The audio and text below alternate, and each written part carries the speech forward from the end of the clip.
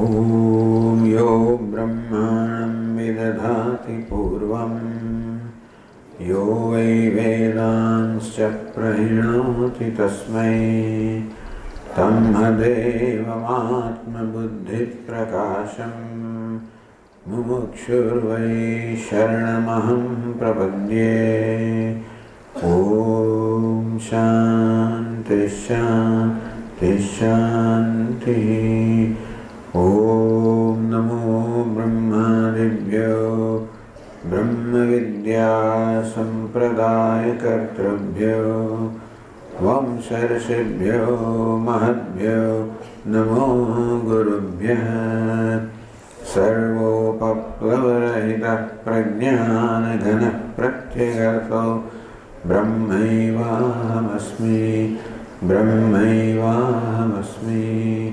ॐ नारायणं पद्मभवं वसिष्ठं शक्तिं च तत्पुत्रपराशरं च व्यासं शुकं गौडपदं महान्तं गोविन्दयोगीन्द्रमथास्य शिष्यं श्रीशङ्कराचार्यमथास्य पद्मपादं च हस्तामलकं च शिष्यं तन्तोटकं वार्तिककारमञ्जान् अस्मद्गुरून् सन्ततमानतोऽस्मि।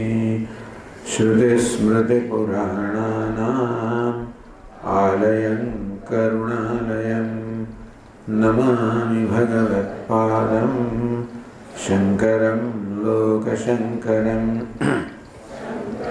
शङ्कराचार्यं केशवं बादरायणं सूत्रभाष्यकृतौ वन्दे भगवन्तौ पुनः पुनः। ईश्वरो गुरुरात्मेति मूर्तिभेदविभागिने व्योमवद्व्याप्तदेहाय दक्षिणामूर्तये नमः।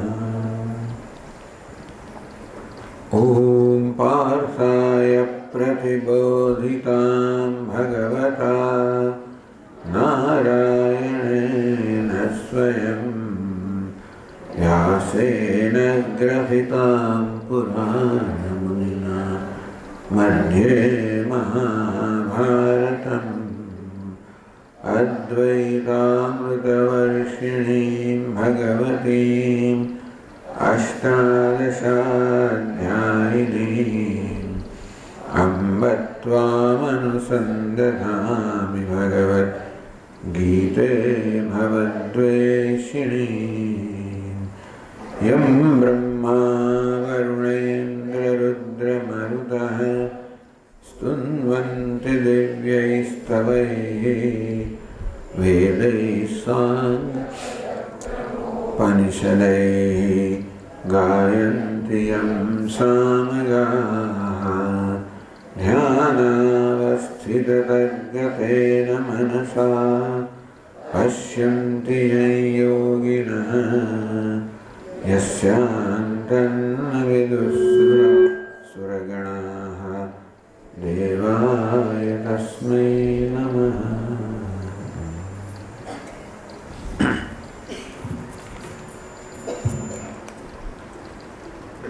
13वां श्लोक थे।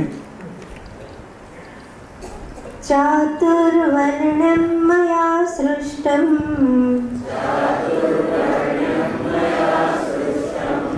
गुणकर्म विभागशः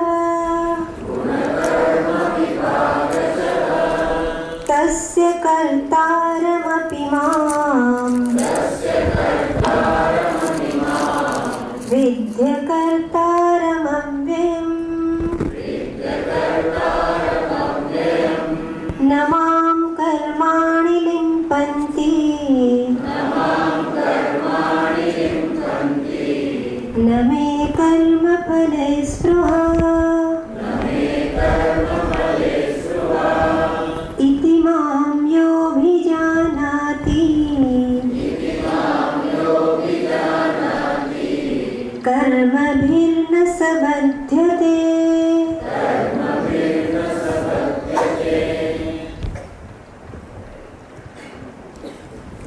चातुर्वर्ण्यम मया सृष्टम गुण कर्म विभागशः।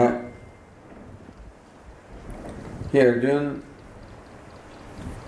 आ સૃષ્ટિના વ્યવસ્થિત સંચાલન માટે, સમાજના વ્યવસ્થિત સંચાલન માટે મેં યોજના કરેલી છે ચાતુર્વર્ણ્યની.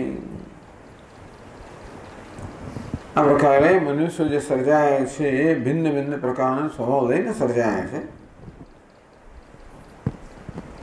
આ સ્વભાવ સત્વ, રજસ, તમસ આ 3 ગુણોના મિશ્રણનો બનેલો છે. અને 3 ગુણોનું પ્રમાણ થોડું જુદું હોવાને કારણે બધા મનુષ્યનો સ્વભાવ થોડો જુદો હોય છે. પરંતુ બધા જ મનુષ્યને આ 4 વર્ગની અંદર વહેંચી શકાય: બ્રાહ્મણ, ક્ષત્રિય, વૈશ્ય, શુદ્ર. જ્યાં બ્રાહ્મણમાં સત્વગુણનું પ્રમાણ વધારે હોવાથી એને જ્ઞાન મળે, પ્રેમ હોય, એને પઠન પાઠન મળે, પ્રેમ હોય, એનામાં આસ્તિક્ય બુદ્ધિ હોય, ઈશ્વરમાં, શાસ્ત્રમાં શ્રદ્ધા હોય, એ મહદ અંશે ઈચ્છાઓથી, અભિલાષાઓથી, મહત્વાકાંક્ષાથી મુક્ત હોય, મહદ અંશે આત્મસંતોષ ધરાવતો હોય, એની જરૂરિયાતો ઓછી હોય, સ્વભાવથી તપસ્વી હોય, ધાર્મિક હોય, આધ્યાત્મિક વૃત્તિના હોય, આવા લોકો હોય છે. એને ગુણ અર્થાત એમના સ્વભાવના બંધારણ પ્રમાણે એમને બ્રાહ્મણ કહેવામાં આવે. તો સમાજમાં આ પ્રકારના લોકોની જરૂર છે, જે લોકો શાસ્ત્રનું અધ્યયન કરે, જ્ઞાન પ્રાપ્ત કરે અને સમાજના અન્ય સભ્યોને માર્ગદર્શન આપી શકે. એ લોકો ગુરુના સ્થાને હોય, પુરોહિતના સ્થાને હોય, પઠન પાઠન, યજન યાજન, યજ્ઞ કરે, યજ્ઞ કરાવે, શાસ્ત્રનું અધ્યયન કરે અને અધ્યયન કરાવે.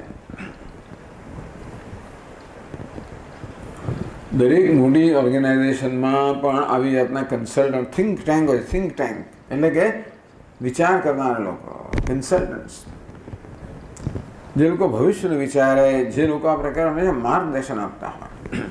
પ્લાનિંગ કમિશન હોય, નીતિ આયોગ, આવા બધા લોકો હોય. બીજા હોય છે લીડર્સ. ક્ષત્રિયો એ લોકો લીડર્સ છે, નેતૃત્વ કરનારા, મેનેજર્સ વગેરે. તો એ પ્રકારના લોકો જોઈએ, જે બ્રાહ્મણોએ જે પ્રકારના નીતિ નિયમો બનાવ્યા હોય એનું વાસ્તવમાં એનો અમલ કરનારા અને કરાવનારા. નેતા કોને કહેવાય? જે ધર્મનો અમલ કરે છે અને અમલ કરાવે છે. શૌર્યમ, તેજો, ધૃતિર, દાક્ષ્યમ, જે લોકોમાં કર્મની કુશળતા છે, ધૈર્ય ધરાવનારા છે અને તેથી નાની મોટી મુશ્કેલીઓથી પીછેહટ કરનારા નથી. દાનમ ઈશ્વર ભાવ છે, ઉદારતા છે, જે અન્યનું ભલો ઈચ્છે છે, જે નિષ્કામ કર્મ કરનારા છે, એને નેતા કહેવાય જેનામાં નિષ્કામતા હોય. આમ ક્ષત્રિયોમાં રજોગુણનું પ્રમાણ વધારે હોય, પણ રજોગુણ સત્વગુણ હોય. રજોગુણનું પ્રમાણ હોવાને કારણે એ લોકો સક્રિય છે, પણ પછી સત્વગુણોને કારણે એ લોકો સાથે સાથે નિસ્વાર્થી પણ ખરા. એટલે આદર્શ નેતા કોને કહેવાય? જે સક્રિય છે, જેનામાં કુશળતા છે, સાથે સાથે જે નિસ્વાર્થ છે, અન્યનું ભલું ઈચ્છનાર છે, એને નેતા કહેવાય. જેનું નેતૃત્વ કરે છે એ લોકોનો હંમેશા શુભેચ્છક. ક્ષત્રિય આ લોકો રાજાઓ હોય, નેતાઓ હોય, એડમિનિસ્ટ્રેટર્સ હોય, શાસકો હોય. વૈશ્યો ઉત્પાદન કરનારા, વહેંચનારા, આ બધા જોઈએ. એ લોકોમાં સ્વાર્થ હોય. ત્યારે રજોગુણ વધારે છે, પછી તમોગુણ હોય, સત્વગુણ ઓછો. રજોગુણ છે, સક્રિય છે, અમુક પ્રકારની કુશળતા ધરાવનારા લોકો છે. કૃષિ ગૌરક્ષ વાણી, જેમ આમ ખેતીવાડી છે, પશુપાલન છે, વ્યાપાર છે, આ બધું કરનાર જોઈએ તો જ સમાજની જોઈતી વસ્તુઓ મળી રહે હોય છે. અને એવા શુદ્ર એવા લોકો હોય છે જેમનામાં આવું કંઈ હોતું નથી. ટૂંકમાં જ્યાં તમોગુણનું પ્રમાણ વધારે છે માટે એમનામાં એટલી બધી બુદ્ધિ ન હોય વિચારવાની, એટલી બધી કુશળતા ન હોય, પણ જે લોકો અન્યના માર્ગદર્શન નીચે ચાલી શકે એ સમાજના અન્ય સભ્યોની સેવા કરે. આ પ્રકારે સમગ્ર સમાજ કહો, રાજ્ય કહો, દેશ રાષ્ટ્ર કહો, એની આ પ્રકારની વ્યવસ્થા. તમે જોજો આ પ્રકારના લોકો દરેક એક નાનામાં નાના યુનિટ ઘર હોય ને એમાં આ 4 જણ જોઈએ. ઘરમાં કોઈ વડીલો જોઈએ કે લગ્ન અને શું કરવાનું, પેલા કયો વ્યવહાર કરવાનો, કેમ કરવાનો, આ બધું આપણે આ સલાહ આપનારા, માર્ગદર્શન આપનારા લોકો જોઈએ. ઘરમાં કોઈ નેતૃત્વ કરનાર જોઈએ, લીડર જોઈએ. બ્રેડ એને કહે કે ભાઈ બ્રેડ વિનર, તો કે કમાઈ લાવનાર જોઈએ, પોષણ કરનાર જોઈએ, બધાનું નેતૃત્વ કરનાર જોઈએ, માર્ગદર્શન આપનાર જોઈએ. કોઈ હિસાબ કિતાબ રાખનાર જોઈએ ઘરમાં, શું ખરીદી કરવી, બધું શોપિંગ કેમ કરવું, કેમ હિસાબ કિતાબ રાખનાર પણ જોઈએ, વૈશ્ય પણ જોઈએ. અને વાસણ મારનારને, કપડાં ધોનારને, કચરો પોતો કરનારે જોઈએ. શું હવે એક જ માણસ બધું કરતો હોય પણ બને એવું નહીં કે 4 જુદા હોય, પણ 4 વસ્તુ તો કરવી પડે તો જ કશું ચાલે. કોઈ પણ ઘર જેવો યુનિટ પણ ત્યારે ચાલે જ્યારે આ 4 પ્રકારના કર્મ કરવામાં આવે તો જ કોઈ પણ વસ્તુ ચાલી શકે, કોઈ વ્યવસ્થા ચાલી શકે. એમ સમાજ એક વ્યવસ્થા છે, રાષ્ટ્ર એક વ્યવસ્થા છે, ત્યારે ચાલી શકે જ્યારે આ 4 પ્રકારના લોકો હોય. તો ભગવાન કે ચાતુર્વર્ણ્યમ મયા સૃષ્ટમ, આમ સમાજની સુવ્યવસ્થા માટે આ 4 પ્રકારના વર્ણનું, 4 પ્રકારના સ્વભાવના લોકોનું મેં સર્જન કર્યું છે. શેના માટે? સુવ્યવસ્થા માટે. કોઈનું ઊંચું નીચું એવું જાહેર કરવા માટે નહીં, કોઈનો કોઈ પક્ષપાત ને કોઈનો અન્યાય કરવા માટે નહીં, પણ દરેકને પોતાનું એક સ્થાન હોય, દરેકને એક આદર હોય, કર્મનો આદર. જે સ્પર્ધા નથી ત્યાં આગળ ઇઝ ડિગ્નિટી ઓફ લેબર, કર્મનો આદર છે. અમુક જ કર્મ ઉત્કૃષ્ટ ઊંચું કહેવાય, બીજું કર્મ નીચું કહેવાય. આ બધું હિન્દુસ્તાનમાં, આ બધું દુનિયા બીજી બધી નથી હોતું કે આમ કર્મ નીચું કહેવાય. માણસને પોતાને એમ લાગે અરે હું આવું કર્મ કરનાર છું એમ કરીને પોતાની હલકો માને, એવું નથી હોતું. દરેક જણ પોતાના કર્મ ગર્વ લે, આમ ગર્વથી કર્મ કરો, એમાં તમારી છાપ હોવી જોઈએ. કોઈ પણ કર્મને દીપાવી શકાય, અને કર્મને દીપાવો, કર્મને ઉત્તમ રીતે કરો તો એ કર્મ કરનાર ઉત્તમ જ છે. ભલે એનું સામાજિક દરજ્જો અલગ અલગ હોય, પરંતુ વ્યક્તિ તરીકે એટલી જ એની ઉપયોગિતા છે, એટલો જ એનો ફાળો છે, એટલો જ એનો આત્મગૌરવ છે. દરેકે આત્મગૌરવ ધરાવી શકે ને સમાજના સભ્યોને પરસ્પર આદર હોય તો દરેક આત્મગૌરવ ધરાવી શકે કે હું કંઈક ઉપયોગી કરી રહ્યો છું, મારો ફાળો આપી રહ્યો છું. આવી જાતની આ પ્રકારનો વ્યવસ્થાની પાછળ આ પ્રકારની ભાવના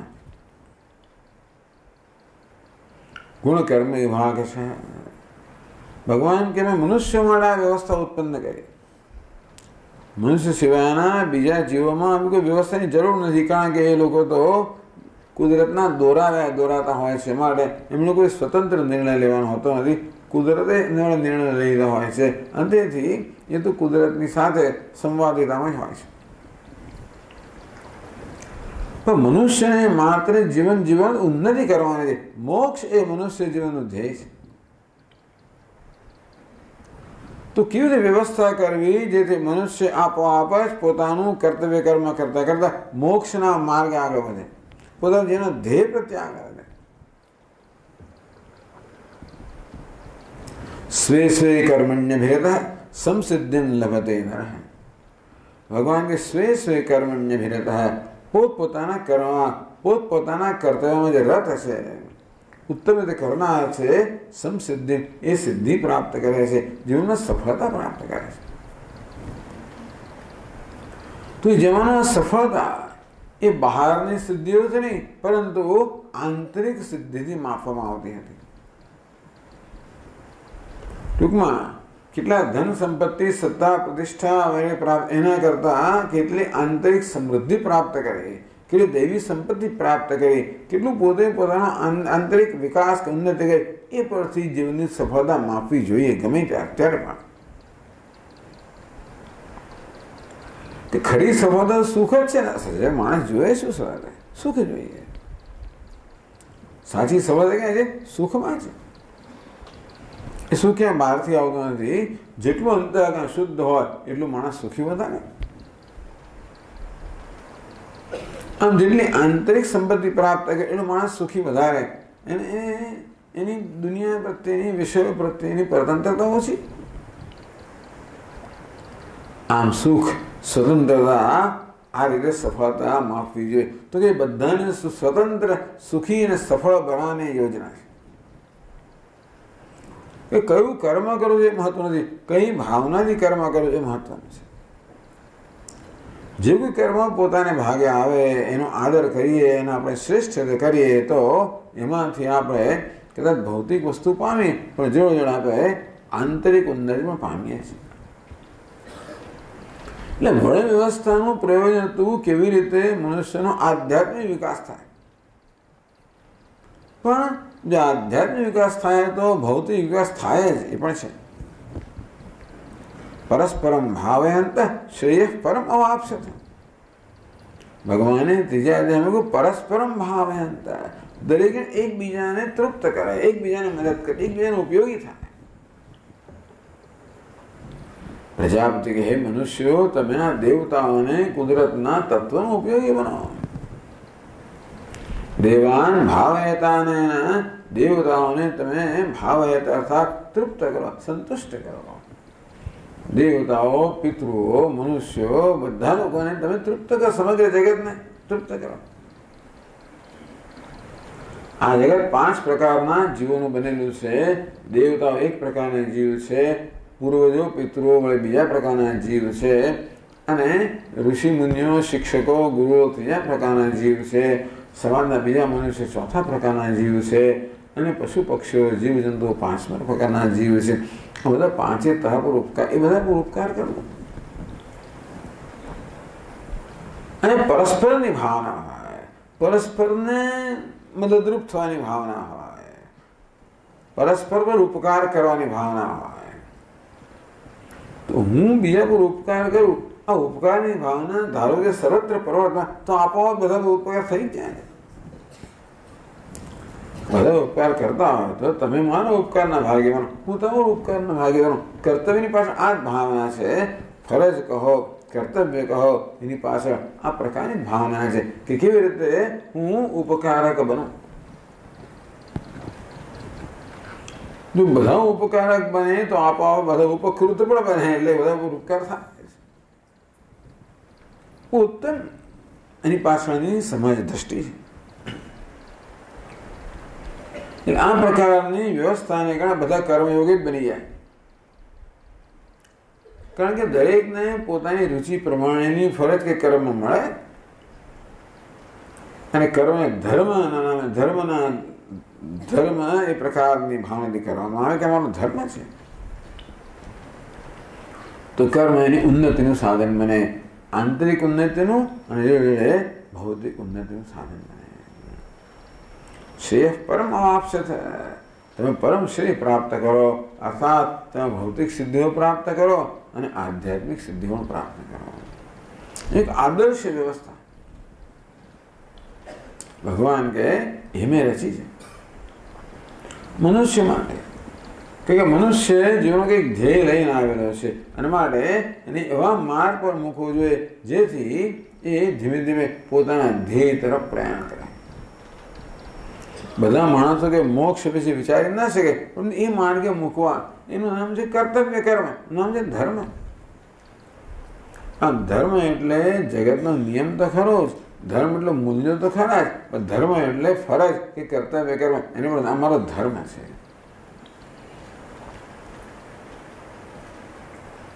સ્વે સ્વે કર્મણી અભિરત સંસિદ્ધિમ લભતે નરઃ. એટલે જ ભગવાને કહ્યું, એટલા જ માટે મનુષ્ય માટે કર્મજા સિદ્ધિ ક્ષિપ્રમ ભવતી. આ પ્રકારની વ્યવસ્થાને કારણે મનુષ્યો કર્મ દ્વારા બહુ ઝડપથી ફળ મેળવી શકે છે.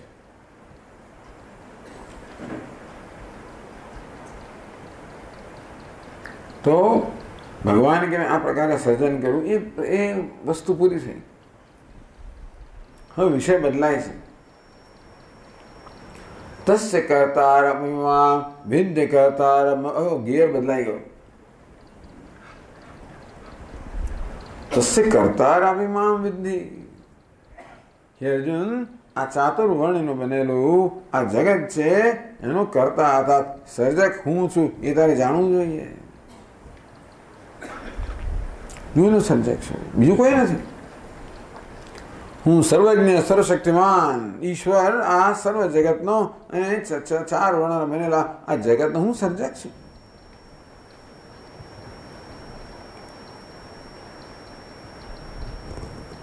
અને ઈશ્વર કોણ છે?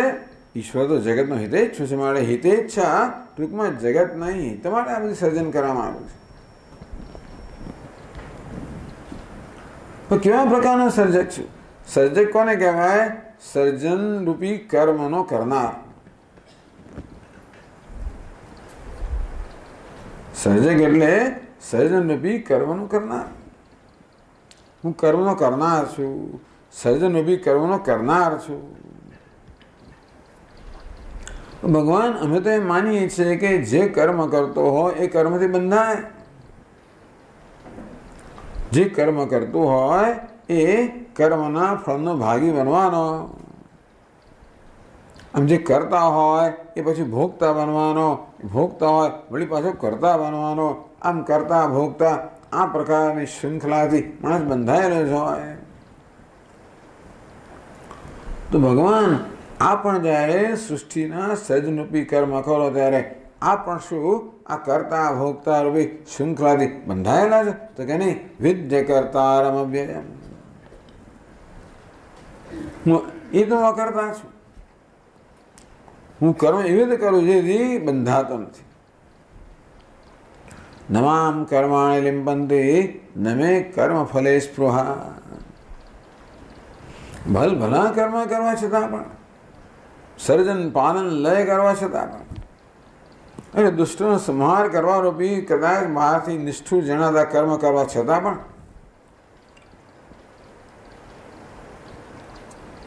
આમ જગતના હિત માટે ભગવાન નિષ્ઠુર થતો હોય એવું પણ જણાય આપણને. પણ નિષ્ઠુર થવું એને પાલવે નહીં. એ ખરા અર્થમાં નિષ્ઠુર હોય તો એનો અર્થ એ કે પાપી થયો, અને તો પછી એ બંધનમાં જ પડે.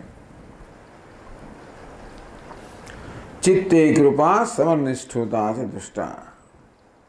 ભલે સમરમાં યુદ્ધ મેદાનમાં નિષ્ઠુરતા જણાય પણ ચિત્તમાં કૃપા છે.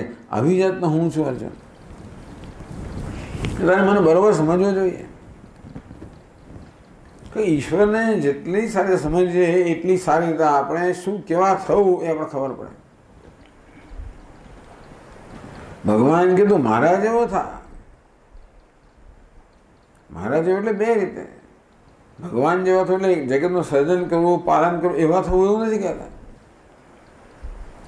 એ બધા કર્મ કરવા દ્વારા વાસ્તવમાં અમારો કેવો સ્વભાવ છે એ પ્રકારનો સ્વભાવ તું પ્રાપ્ત કરી શકે. એ નવામ કર્માણી લિંપંતિ. હું કર્મ કરું છું પણ કર્મ લેપાયમાન કરતો નથી. કારણ કે આ કર્મ લેપાયમાન કરતો નથી હોતું, કર્મ અભિમાન લેપાયમાન કરનારું. હું કર્મ કરી રહ્યો છું એ પ્રકાર અભિમાન લેપાયમાન કરે છે. આમ કર્મ કરતી વખતે જેનો અભિમાન હોય હું કર્મ કરી રહ્યો છું એ જ કર્મફળનો ભાગી બને. કર્મ એને જઈને વળગે. કર્મ વળગ્યું એટલે આપણે પાછા બંધાયા. પણ કર્મ કરીએ પણ અભિમાન ન હું કર્મ કરી રહ્યો છું ત્યારે એ કર્મફળ મને વળગે નહીં. ટૂંકમાં એ કર્મફળનો ભોગતા ના બનો. વિવિધ કર્મ કરે છે. નમામ કર્માણિ લિંબંતિ નમે કર્મ ફલે સ્પૃહા. કઈ કર્મનું જે ફળ આવવાનું હોય મને કોઈ સ્પૃહા નથી. કર્મ કરવા દ્વારા અમુક પ્રકારનું પરિણામ આવવું જોઈએ. એટલે શું? કર્મ કરવા દ્વારા મને વ્યક્તિગત રીતે અમુક લાભ મળવો જોઈએ, એનું એને કર્મ ફળ કહેવામાં આવે છે. ભગવાન જ્યારે એમ કે કર્મના ફળમાં આસક્તિ ન રાખવી, એનો અર્થ એ નહીં કે કોઈ એટલે કર્મના ફળની ચિંતા કર્યા વગર કર્મ કરો એવું નથી કહેતા. કર્મના ફળને ધ્યાનમાં રાખીને જ કર્મ થાય. એનું નામ પ્રયોજન. આ હંમેશા પ્રયોજનને ધ્યાનમાં રાખીને જ કર્મ થાય. ભગવાન એમ નથી કહેતા ગીતામાં કે પ્રયોજન વગર કર્મ કરો, એવું નહીં. કર્મ કરો એનું પ્રયોજન હોય. રસોઈ કરો પ્રયોજન હોય કે આટલી રસોઈ બનવી જોઈએ, સારી બનવી જોઈએ, આટલા લોકો જમે, પ્રયોજન વગર ના થાય. ઘર માનો પ્રયોજનથી માનો, કશું કરો પ્રયોજનથી કરો. તો ભાઈ કર્મફળ સ્પૃહા ન હોવી એટલે શું? કર્મફળ આસક્તિ ન હોવી એટલે શું? એ જ કે આ કર્મ કરવા દ્વારા મને વ્યક્તિગત કશો લાભ થાય કે મારો અહંકાર સંતોષ થાય, વ્યક્તિગત લાભ થાય એ પ્રકારની ગણતરી વગર. આમ કર્મ કરવામાં બે પ્રકારની ગણતરી હોય. આ કર્મ કરે શું પરિણામ આવશે એક ગણતરી, અને બીજું એ પરિણામ દ્વારા મને શું મળશે એ બીજી ગણતરી. માણસે બીજી ગણતરીને ઘણું મહત્વ આપે છે. કર્મ કરવાથી શું થશે તો ખરું, એ દ્વારા મને શું મળશે. સ્વામીજી સરકારે હજારો કરોડ રૂપિયા ખર્ચ્યા અને ગંગાને કંઈ પણ શુદ્ધિકરણ થયું જ નહીં, કે બધું જતું રહ્યું, પહોંચ્યું જ નહીં ત્યાં આગળ. કર્મ બહુ થયા પણ શું થયું? કર્મ ફલે સ્પૃહા. આ કર્મ કરવાથી મને શું લાભ થશે? ગીતામાં શીખ્યું છે એને કે તદ્દન વિરુદ્ધ આચરણ હિન્દુસ્તાનમાં થતો હોય છે કે ક્યાં ગીતા ને ક્યાં આપણે.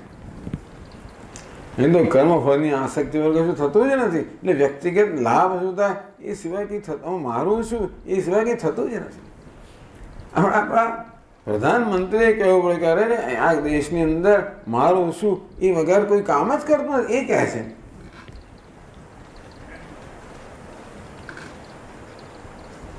ચાલો એમાં આપણે જે છે તે ટૂંકમાં આપણે કંઈક શીખીએ આમાંથી તો એ ફેર પડશે. એમાં આપણે આપણું જ કલ્યાણ કરીશું, બીજા કોઈને કંઈ કલ્યાણ કરી થશે તો જુદી એ વળી એની જાણે કે અવાંતર ફળ મળશે.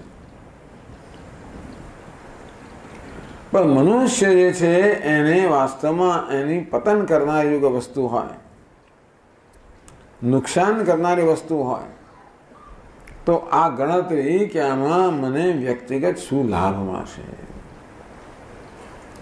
મોટે ભાગે વ્યક્તિગત લાભ અહંકારના સ્તરે હોય. આમાંથી મને કેટલી કદર મળશે, આમાંથી મને મારી કેટલી વાહ વાહ થશે, આમાંથી મને કેવી કીર્તિ પ્રતિષ્ઠા વળી મળશે, અથવા આમાંથી કેવી ધન સંપત્તિ મળશે, કઈ ભૌતિક લાભ મળશે. માણસ વિચારતો નથી કે કર્મથી આપણને આધ્યાત્મિક લાભ પણ મળે. એ ગણતરી કરતો ખોટું નથી, પણ માણસ આધ્યાત્મિક લાભનું મહત્વ જાણતો નથી. એ તો માત્ર ભૌતિક લાભનું મહત્વ જાણે છે, અથવા એ માને છે કે જાણે છે.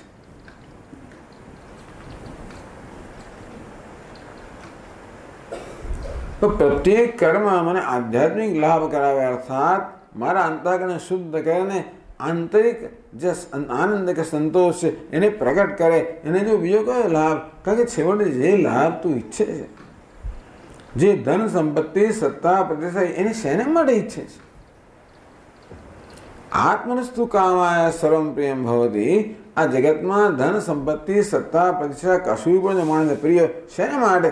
સુખ માટે પ્રિય. કોઈ દુઃખ માટે કઈ માણસ ચાહતું નથી એ વસ્તુ. તો તું કર્મ કરે, પેલી સંપત્તિ મળે, એ દ્વારા સુખ મેળવે, આમ કાન પકડે એના કરતા કર્મ દ્વારા સીધું સુખ મેળવો ને બીજા કશા દ્વારા શું કામ મેળવવું? એ કર્મ તું આ પ્રકારે ઉપયોગી થવાની ભાવનાથી કરીશ, ઉપકારની ભાવનાથી કરીશ, સમર્પણની ભાવનાથી કરીશ, કર્મ વખતે પ્રેમથી પ્રેરાઈને કરીશ, તો સીધે સીધું આ તારા અંતઃકરણને રાગ દ્વેષથી મુક્ત કરીને ત્યાં આનંદ પ્રગટ આવશે.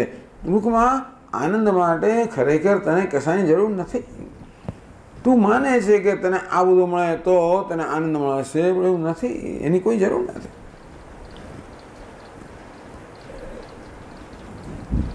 આમ કર્મ સીધે સીધું આપણા આનંદનું સાધન બને.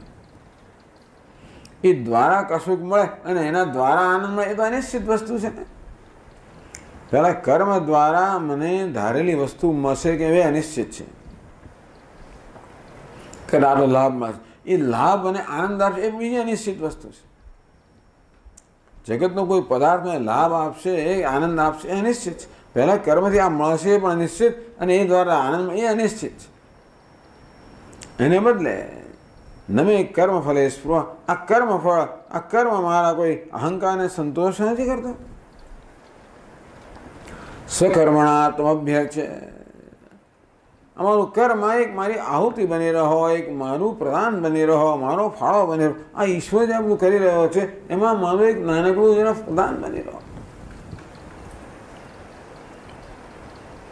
એમાં ઈશ્વરને કશું થવાનું નથી, આ મારે માટે કરવું છે. પેલી ખિસકોલી પ્રદાન કરે, ભગવાન રામજી સેતુબંધ બંધાઈ રહ્યો છે, એ ખિસકોલી શું પ્રદાન કરવાની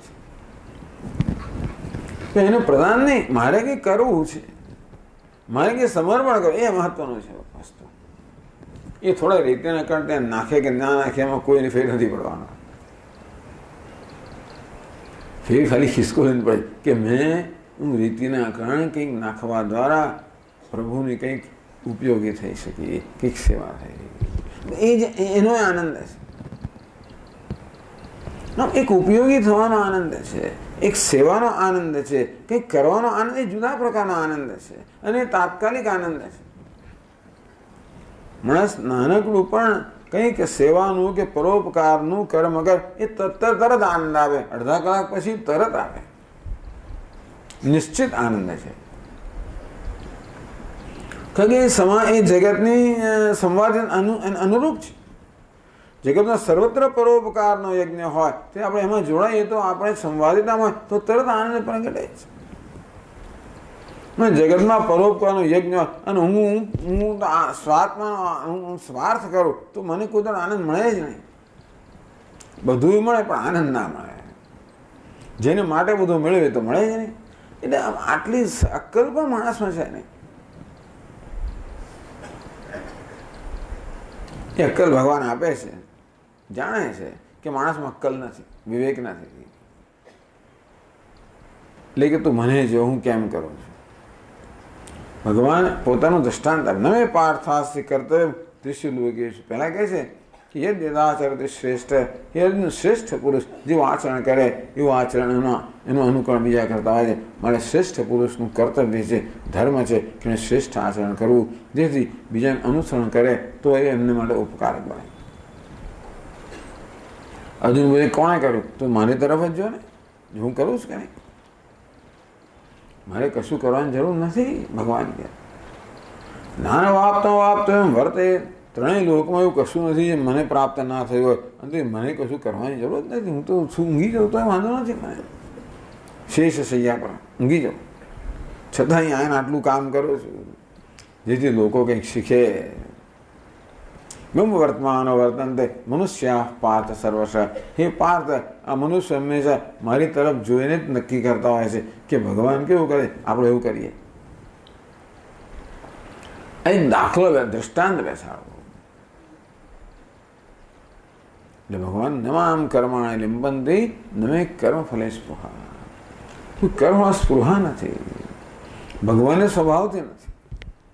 ભગવાન પૂર્ણ હોવાને કારણે એમને કંઈ જરૂરત જ નથી ને માટે એમને કંઈ સ્પૃહા હોય. જરૂરત સ્પૃહા શું બતાવે? જરૂરત બતાવે છે. ભગવાન જરૂરતથી મુક્ત, મારે સ્પૃહા નથી. પણ આપણે સ્પૃહા હોય તો એ સ્પૃહાને આપણે સમર્થન ના આપીએ. આમ તો આપણને કશી જરૂરત નથી. ભગવાન અને આપણામાં એ દ્રષ્ટિએ કોઈ ફેર નથી. ભગવાન પૂર્ણ છે આત્મા સ્વરૂપથી, આપણે પૂર્ણ જ છે. ભગવાન જાણે છે એનું નથી જાણતો, આટલો તફાવત છે. તો ભગવાન જે જાણે છે હું ક્યારે જાણી શકું? ભગવાન જેવા થવાનો પ્રયત્ન કરું ત્યારે. ભગવાન કેવું કરે છે એ પોતે કહે છે, જો હું આવું કરું તું આવું કર. નમામ કર્માણિ લિંબંતિ, કારણ કે મને કર્મ અભિમાન નથી. નમે કર્મ ફલે સ્પૃહા, કર્મ કરતી વખતે મને કોઈ પ્રકારની સ્પૃહા નથી, આસક્તિ નથી, કોઈ લાભ લેવાની ગણતરી નથી. હવે જે લાભ આપવાની ગણતરી છે, કોઈ લાભ લેવાની ગણતરી નથી. એટલે મારા મનમાં તો અધૂરપ છે. મારું મન તો કહે છે મારે લાભ જોઈએ છે. કર્મયોગી છે સતત પોતાના મન સાથે સંવાદ કરતો હોય. કર્મ કરવાની શરૂઆત કરીએ એટલે મન તરત જ આવે કે હું મારું છું. ત્યારે કર્મ સાથે સંવાદ થાય. હું સમજાવ્યું, હે કર્મ, હે મન, તારે શું કામ બહાર? તારામાં બધું પૂરતું છે, તને એ તું એ મેળવ. આમ પ્રતિપક્ષ ભાવનાથી સતત આપણે આપણા મનને કેળવતા રહીએ. એજ્યુકેશન, મનને કેળવણી આપી. બિચારા અવિવેકને કારણે મનમાં ખોટા ખ્યાલો ભરાઈ ગયા છે, એને સાચા વિવેક દ્વારા સાચા ખ્યાલ આપવા. ઇતિ મામ યો વિજાનાતિ કર્મભિર્ન સંબધ્યતે. આ પ્રકારે નિષ્કામ કર્મ કરતા કરતા નમ્રતાથી કર્મ નમ્ર હોય. એ જાણે છે કે હું જે કરી રહ્યો છું એ તો ઈશ્વરની મહાન કૃપા છે માટે કરી રહ્યો છું. કોની શક્તિથી કરી રહ્યો છું? સ્વામી મહારાજ કહે કે everything is given, everything is a gift. આ દેહ છે પણ આપે, is given. Body is given, sense organs R given, mind is given, intellect is given, this is given. બધું ગિવન, બધું અપાયેલું છે. આપણે લાવ્યા ત્યારે કશું લઈને નહોતા આવ્યા. હવે આપણે કશું ખોવાનો દાવો કરતા હોય તે બધી વસ્તુ આપણને આપવામાં આવેલી છે. અને કર્મયોગી જાણે છે કશું હું તો માત્ર એનો ટ્રસ્ટી છું, હું તો વહીવટ કરનાર છું, માલિક કશાયનો નથી. અને તે વહીવટ કરનારો શું ધર્મ છે? એમાં એને વ્યક્તિગત કશો લાભ ના હોવો જોઈએ. એ તો જે સંસ્થાનો વહીવટ કરનારો એને લાભ માટે કરે. એમ ભગવાને મને વહીવટ કરવા મોકલ્યો છે દુનિયાનો માટે. આ જે મને આપ્યું છે એ દુનિયા લાભાર્થ હું એનો પ્રયુક્ત કરું. આ બધી બહુ ઊંચી વસ્તુઓ છે. આ કંઈ સરળ નથી. આ બધું બહુ ઉત્તમ વસ્તુ પણ ઊંચી છે પણ સરળ નથી. કારણ કે આપણે એવા બધા સ્વાર્થમાં રૂઢ થઈ માટે આ અઘરું છે. અઘરું કેમ થઈ ગયું? આપણે એટલું ઉલટું કરી રહ્યા છીએ માટે. આપણા અભિમાનમાં, સ્વાર્થમાં, એ બધામાં એટલા બધા અંદર ખૂંપી ગયા છે. મને આ બધું અઘરું છે, એમ પ્રેક્ટિકલ નથી. આ પ્રેક્ટિકલ આપણે કરીએ પ્રેક્ટિકલ નથી ખરેખર. પ્રેક્ટિકલ કોને કહેવાય? જે આપણે સુખ આપવાનું એ પ્રેક્ટિકલ કહેવાય. આપણે કરીએ સુખ આપનારું નથી પણ આપણે એને પ્રેક્ટિકલ માનીએ છીએ. આ સુખ આપનારું જેને આપણે પ્રેક્ટિકલ નથી માનતા. વેદાંત વ્યવહારું ખરું? વેદાંત આ જ વ્યવહારું છે ખરા, પ્રેક્ટિકલ છે.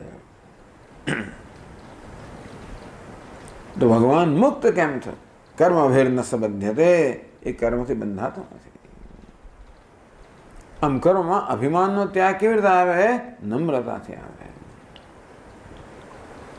આપણે જેને જીવનની વાસ્તવિકતા વિચાર કરીએ કે મારામાં જે શક્તિઓ છે, જે બુદ્ધિ છે, મારામાં જે એ બધું મને આપવામાં આવેલું છે, એનું હું માલિક નથી ખરેખર. તો એનો માલિક એનો હું ખરેખર દાવો ન કરી શકું. એ બધું મને આપવામાં આવેલું છે અને માટે હું ઉપકૃત છું. આમ જ્યારે જેના વિશે આપણને અભિમાન છે કે ઘમંડ છે એના વિશે વિચાર કર્યો જણાશે કે અભિમાન કે ઘમંડ કરવાનું ખરેખર કોઈ કારણ જ નથી. ખરેખર નમ્રતા હોવાનું પૂર્ણ કારણ છે. અને નિમિત્ત માત્ર ભવ સવ્યસાચન. એ અર્જુન તો નિમિત્ત બન. તું માલિક બનીને કામ ના કરીશ તો નિમિત્ત બનીને કામ કર. આ ઈશ્વરની બધી સંપત્તિ છે, એનો વહીવટ કરનાર છું અને એને માટે હું એ વસ્તુને પ્રયુક્ત કરું છું. ઇતિ મામ યો વિજાનાતિ કર્મભિર્ન સંબધ્યતે. જાનાતે નહીં, એ જે આવો બને છે, મને આવો જાણે છે નહીં, જે આવો બને છે એ પણ કર્મથી મુક્ત થાય છે. ભગવાન આવો છે એ જાણવાથી તો આપણે એ સારું. ભગવાન એવો છે એ જાણવાથી ભગવાનનો આત્મા ને મારો આત્મા જુદા નથી. ભગવાન આવું કરી શકે તો હું કરી શકું, અને તો ભગવાન જેવો બની શકું. કેવો? એવું જ નિષ્કામ બની શકું, એવો જ નિરભિમાન. ભગવાન કે મને અભિમાનનો લેશ મારામાં નથી. ત્યાં સુધી હું કરું છું એવું પણ અભિમાન, એટલું અભિમાન ભગવાનમાં નથી. મયા અધ્યક્ષેણ પ્રકૃતિ સુયતે સચરાચરમ. ભગવાન કે આ જગતનું સર્જન પાલન લય બધું કર્મ કરવામાં મારો કોઈ અભિમાન નથી. હું કરું છું એવું કંઈ, હું તો મારી હાજરીમાં બધું થાય છે. બધું કરનાર પ્રકૃતિ છે, હું નથી. તો આપણે પણ જોઈએ કે બધું કરનાર પ્રકૃતિ છે. આ દેહ મન ઇન્દ્રિય ઉપાધિ સર્વ કરનાર છે. ઈશ્વરની પ્રેરણાથી થાય છે, ઈશ્વરની શક્તિથી થાય છે વગેરે. તો આપણે નમ્રતાથી કર્મ કરીએ. અને આ બધી સામગ્રીને કારણે જે કર્મ થાય એની ઉપજ પણ જેની સામગ્રી એને આપી જોઈએ ને. પછી તમે ધારો હું તમારો મેનેજર હોવ, મની મેનેજર હોવ, તમારો પોર્ટફોલિયો મેનેજ કરતો તો 5 લાખ રૂપિયા મને આપ્યા હોય, અને પછી આપણે હું એને કંઈ ઇન્વેસ્ટમેન્ટ કરું, એમાંથી 20% ધારો કે એનું રિટર્ન મળે, તો કે મારા હિસાબ મૂકવાનો તમારા માટે હોય ને, મારી ફી લેવાને બહુ. બાકી તો જે વસ્તુ મળી તમારી છે ને સંપત્તિ, તો એનું પણ ફળ તમને મળવું જોઈએ. આ બધી સંપત્તિ ભગવાનની છે. આ દેહ ઇન્દ્રિયો મન બુદ્ધિ, એની અંદર બુદ્ધિ આવડત બધી વસ્તુ ભગવાનની છે. અને માટે એ દ્વારા જે ઉત્પન્ન થાય એની માલિકી ભગવાનની, મારી માલિકી ના હોય. માલિકી કરો એનો અર્થ એ થયો કે હું ધૃતરાષ્ટ્ર બની ગયો, બીજાનું છે એની માલિકી મારે મેં એને છીનવી લીધી.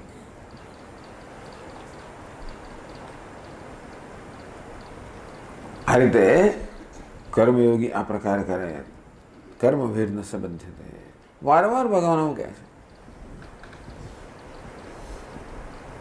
ત્રીજા અધ્યાયમાં કહ્યું કયા જ કરશે.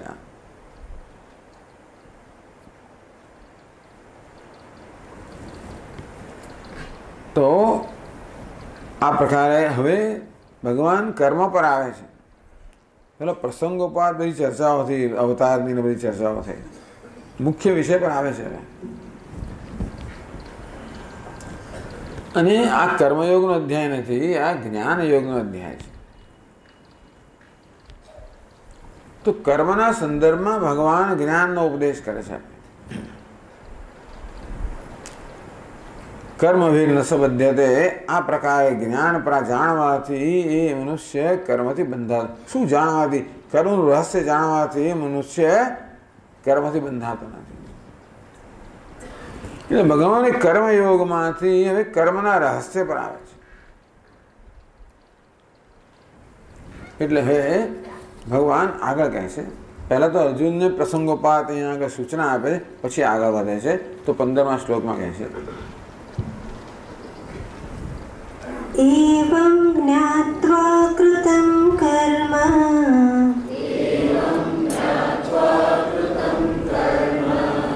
पूर्वैरपि मुमुक्षुभिः कुरु कर्मैव तस्मात् त्वं पूर्वैः पूर्वतरं कृतम्.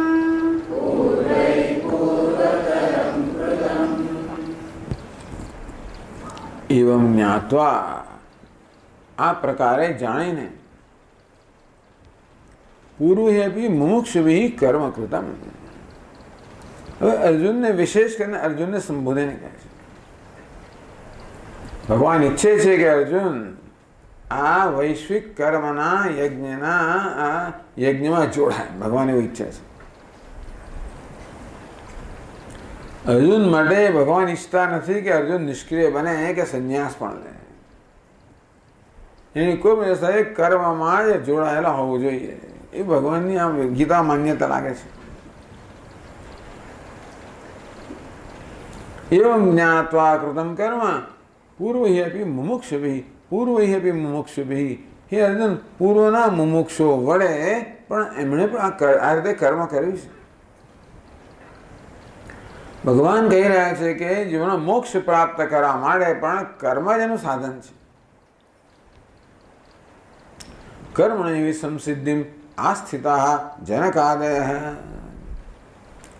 ત્રીજા અધ્યાયમાં કહ્યું કે હે જનક વગેરે મહાપુરુષો અને જનક વગેરેનું દ્રષ્ટાંત ક્યાં આપ્યું? એ બધા ક્ષત્રિય રાજાઓ હતા અને સાથે સાથે ઋષિઓ હતા, એટલે જ્ઞાની પુરુષ હતા, એટલે એમનું દ્રષ્ટાંત અર્જુન ના આપે. તો અર્જુન લાગે કે બીજા બધાનું દ્રષ્ટાંત અર્જુન કે એટલું બધું સ્વીકારે નહીં, પોતે ક્ષત્રિય છે એટલે ક્ષત્રિયોનું દ્રષ્ટાંત આવે. કર્મણ્ય સંસિદ્ધિમ આસ્થિતા જનકાદય. આ જનક, અશ્વપતિ વગેરે જે રાજાઓ હતા એ જ્ઞાની મહાપુરુષો હતા.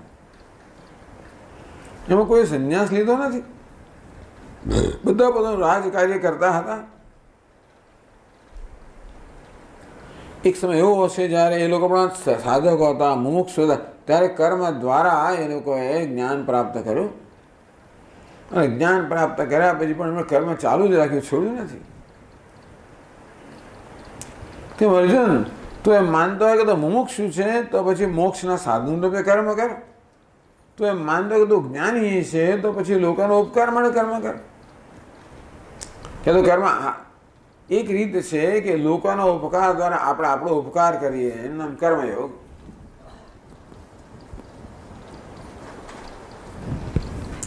અને આપણને ઉપકારની જરાય જરૂર નથી તો પૂરેપૂરો ઉપકાર કરવા માટે કર્મ કરીએ. બંને રીતે લોકો ઉપકાર થશે, કારણ કે કર્મયોગી જે કર્મ કરે એ દ્વારા લોકો પર ઉપકાર થાય છે. જે માણસ કર્મ કરવા દ્વારા સ્વયં ઉપકાર ન ઈચ્છતો હોય, સ્વયં લાભ ન ઈચ્છતો હોય, એનું કર્મ અન્યના લાભ માટે થવાનું છે. એ ભગવાન કહે છે કે આ જગતનું ચક્ર તો ચાલે જ્યારે સક્રિય તો લોકો બધા બેસી જાય ને સંન્યાસ લઈ લે, કર્મ ના કરે, એ બરોબર નથી. એવું જ્ઞાત્વા કૃતમ કર્મ પૂર્વૈ, પૂર્વના મુમુક્ષુઓએ પણ આ પ્રકારે જાણીને, શું જાણીને? કર્મ ભેર ન સંબધ્યતે, કર્મ કરવા છતાં પણ કર્મથી બંધાતા નથી. ભગવાન કર્મ કરવા છતાં પણ કર્મથી બંધાતા નથી, તેમ એટલે કે આત્મા કર્મ કરવા છતાં કર્મથી બંધાતો નથી. અર્થાત એ પ્રકારે કર્મ કરવું જેથી કર્મનું બંધન ના થાય, કર્મ બંધન કરનારો ન નીવડે. એ તો કર્મ થઈ શકે છે. આમ સામાન્ય રીતે માન્યતા એવી છે કર્મ બંધન કરનારું છે. કર્મણા બધ્યતે જંતુ, એવી ઉક્તિ છે, કર્મણા બધ્યતે જંતુ, કર્મથી આ જીવ બિચારો બંધાય છે. તસ્માત કર્મ કુર્વંતિ, તેથી જે લોકો જ્ઞાન ઈચ્છે કર્મ કરતા નથી, એવું કહે છે. ભગવાન કે કર્મ બાંધનારું નથી. કર્મની પાછળ જે પ્રકારની વૃત્તિ હોય કે ભાવના હોય એ બંધન કરનારી હોય કે મુક્ત કરનારી હોય. કર્મ બંધન કરનારું પણ નથી અને મુક્ત કરનાર કર્મ તો કર્મ છે. તો કર્મ કરતી વખતે કયા પ્રકારની ભાવના આપણે ધરાવીએ છીએ, કઈ વૃત્તિ ધરાવીએ છીએ, એ બંધન કરનારી હોય કે મુક્ત કરનારી હોય. કર્મ કરતી વખતે જો સ્વાર્થમાં વૃત્તિ હોય તો બંધન કરનારું છે. યજ્ઞાર્થાત કર્મણોન્યત્ર લોકોયમ કર્મ બંધન. યજ્ઞ અર્થાત નિષ્કામ કર્મ સિવાયની ભાવનાથી અર્થાત સ્વાર્થની ભાવનાથી કર્મ કરવામાં આવે તો કર્મ બંધન, તો આ મનુષ્ય કર્મથી બંધાય છે. પણ યજ્ઞની ભાવનાથી નિસ્વાર્થમાંથી કર્મ કરવામાં આવે તો કર્મ બંધનનું નહીં પરંતુ મુક્તિનું સાધન બને છે. એક જ વસ્તુ કેવી રીતે કોઈને માટે બંધનનું સાધન બને, કોઈ મુક્તિનું સાધન બને. ઘોડો દોડાવતા ના, ઘોડેસવારી કરતા ના આવડે, કોઈ ઘોડે ચડાવી દે તો મહાન મુશ્કેલી. ઘોડો જાણી જાય કે આને આવડતું નથી, બેસતા જ નથી આવડતું, એવું આવું કૂદે ને બિચારાને ટૂંકમાં એના હાડકા પાછળ જ થઈ જાય થોડા વખતમાં. જેને ઘોડેસવારી આવડે છે એનો આનંદ રહે છે. એકની એક જ વસ્તુ બંધન કરનારી પણ નીવડે અને મુક્ત કરનારી નીવડે. કઈ રીતે એની સાથે કઈ દ્રષ્ટિ આપણી છે, કઈ વૃત્તિ છે, કઈ ભાવના છે. એટલે ભગવદ્ ગીતામાં ભગવાન કર્મ શીખવતા નથી, હંમેશા ભાવના શીખવે છે. યોગ એટલે ભાવના. સ્વામી હંમેશા કહે ઇટ ઇઝ અ યોગ ઓફ એટીટ્યુડ. કેટલી સ્પષ્ટ દ્રષ્ટિ છે ને. કર્મયોગ ઇઝ યોગ of attitude, not yoga of karma, yoga of attitude. કર્મયોગ એ કર્મનો નહીં પરંતુ કર્મ પાછળ કયા પ્રકારની ભાવના છે, ભાવના એને યોગ કહે છે. એ ન સમજ તો કર્મયોગ પણ ના સમજે. આમ કર્મ બંધન કરનારું પણ નથી, કર્મ મુક્ત કરનારું પણ નથી. આ ભાવના બંધન કરનારી છે, ભાવના મુક્ત કરનારી છે. જે સ્વાર્થ ભાવના છે બંધન કરનારી છે, નિસ્વાર્થ ભાવના છે મુક્ત કરનારી છે. એ બંને પ્રકારની ભાવના સેવવાની સ્વતંત્રતા ભગવાને મને આપી છે. એટલી આપણે સ્વતંત્રતા છે. ફ્રી વિલ આટલી બહુ બધી સ્વતંત્ર નહીં હોય. કયું કર્મ કરવું કયું ના કરવું એ નક્કી કરવાના સ્વતંત્ર આપણે નહીં હોય. કદાચ સંજોગો નક્કી કરે કે મારે કયું કર્મ કરવું, આપણે સ્વતંત્રતા ન હોય. શું કર્યું તમે અહીંયા છીએ, આ નોકરી મળી છે, આ કરવું પડે છે, કરવું પડે. મોટે ભાગે લોકોને કરવું જ પડતું હોય છે. કોઈ થોડાક જ લોકો એવા હોય જે કરતા હોય, બાકી બધાને કરવું જ પડે. સંજોગો આપણે કરાવડાવે ને કરવું પડે. એટલે કદાચ કર્મ કરવાની સ્વતંત્રતા ના હોય અને કેમ કરવું એ સ્વતંત્રતા પણ ના હોય. રસોઈયાને કેમ રસોઈ એની પેલી, કારણ કે ગૃહિણી એને મારા માથા પર ઉભી આમ નહીં મારે આ રસ્તા આમ કરવાનું, આવો મસાલો નાખવાનું પેલું, એટલે તું કેમ કરવું એની સ્વતંત્રતા પણ ના હોય. તો સ્વતંત્રતા કઈ છે? એ કઈ ભાવનાથી કરવું એ સ્વતંત્રતા હંમેશા આપણને હોય છે. બસ ભગવાન એટલી સ્વતંત્રતા પર કામ કરી રહ્યા છે અત્યારે. ભગવાન જાણે છે કેટલી સ્વતંત્રતા છે, બસ એ સ્તર પર અત્યારે આપણે કામ કરી રહ્યા છીએ. બસ ભાવનાની ભાવના તારમાં તું કઈ ભાવના જાળવવી એ સ્વતંત્રતા એનો સદુપયોગ કરતો. અજ્ઞાનને કારણે, અવિવેકને કારણે હંમેશા સ્વાર્થ ભાવના જ પ્રગટ થવાની તેની સ્વતંત્રતા છે કે સ્વાર્થ ભાવના છે એની જગ્યાએ નિસ્વાર્થ ભાવના સ્થાપિત કરવાની સ્વતંત્રતા છે. જો તું સાવધાન હોય તો, અને જો તને જીવનની સમજ હોય કે નિસ્વાર્થ ભાવને કેવો લાભ થાય છે એ તને સમજ હોય અને તું સાવધાન હોય તો જ્યારે જ્યારે મનમાં સ્વાર્થની ભાવના જન્મે તે તું નિસ્વાર્થમાં સ્થાપિત કરી શકે છે. બસ આ જ કામ કરવાનું. અન્નમ પ્રતિપક્ષ ભાવના કર્મયોગી આ જ કર્યા કરતો હોય છે. આમ પોતાના મનમાં પરિવર્તન લાવવું, પોતાના વ્યક્તિમાં સમગ્ર પરિવર્તન, સ્વાર્થમાંથી નિસ્વાર્થતાનું પરિવર્તન. From a consumer to a contributor. Transform yourself from being a consumer to being a contributor. એટલે કે તમે લેનારા નહીં આપનારા બનો, ભોગતા નહીં ભોગી નહીં યોગી બનો. આમ કર્મનો ઉપયોગ ભોગ માટે પણ કરી શકીએ અને યોગ માટે એક જ કર્મનો ઉપયોગ કરી શકીએ. એવમ જ્ઞાત્વા, આ પ્રકારે જાણીને કે કર્મ આપણી મુક્તિનું સાધન બને. પણ કર્મ કેમ? કારણ કર્મ જ્યારે આવે ત્યારે પેલી ભાવના જાળવવાની તક આપણને મળે. કર્મ આપણે એક તક આપે છે. શું તક આપે છે? એ નિષ્કામ ભાવના જાળવવાની તક આપે છે. તો કર્મ આવે એટલે આપણે પેલી સ્વાભાવિક સ્વાર્થ વૃત્તિ હંમેશા પ્રગટ થવાની અને ત્યારે ત્યાં નિસ્વાર્થ વૃત્તિ સ્થાપિત કરવાની એક તક આપણને મળે. એમ કરીને મનમાં નિસ્વાર્થતા જાળવવાની એક તક આપણે કર્મ આપે છે.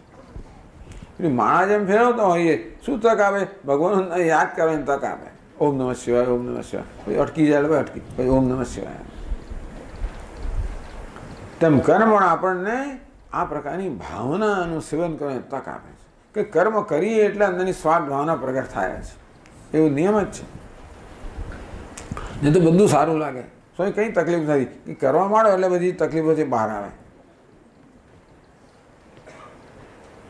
અંદર રાગ દ્વેષ બહાર આવે, સ્વાર્થ વૃત્તિ બહાર આવે, લોભ વૃત્તિ બહાર આવે, વસ્તુનો ઉપયોગ કરવાની વૃત્તિ બહાર આવે. અને તે વખતે મને તક મળે કે આ જે વૃત્તિ છે એનું બદલીને એની જગ્યાએ કેવી નિસ્વાર્થ ભાવના, નિર્લોભ ભાવના સ્થાપિત કરે, એ સ્વતંત્રતા મને છે. આનું નામ જ આધ્યાત્મિક સાધના. તસ્માત સર્વેષુ કાલેષુ મામ અનુસ્મર યુદ્ધ છે. તેથી હે અર્જુન, સર્વકાળે મારું સ્મરણ યુદ્ધ કરતા કરતા, તારું કર્તવ્ય કર્મ કરતા કરતા મારું સ્મરણ કર. અર્થાત તો આ પ્રકારની ભાવના જાળવો, મારું સ્મરણ કર. એવમ જ્ઞાત્વા આ પ્રકારે જાણીને કે કર્મ કેવી રીતે મુક્તિનું સાધન બની શકે. કૃતમ કર્મ પૂર્વૈ અપી મુમુક્ષુભિ. હે અર્જુન, પૂર્વના મુમુક્ષુએ જનક, અશ્વપતિ વગેરે રાજાઓએ મુમુક્ષુએ, એ ભલે રાજાઓ હતા પણ કેવા હતા? કોણ? મુમુક્ષુ હતા. એમને મોક્ષ માટે કિંમત હતી. માટે જે કર્મ એમના ફાળે આવ્યું એનો સદુપયોગ મોક્ષના સાધન તરીકે કર્યો. તો કર્મને કીધું મોક્ષનું સાધન બનાવવું, કે કર્મને મોક્ષનું સાધન બનાવી શકાય, કર્મને જ્ઞાનનું સાધન બનાવી શકાય. એવમ જ્ઞાત્વા આ પ્રકારે જાણીને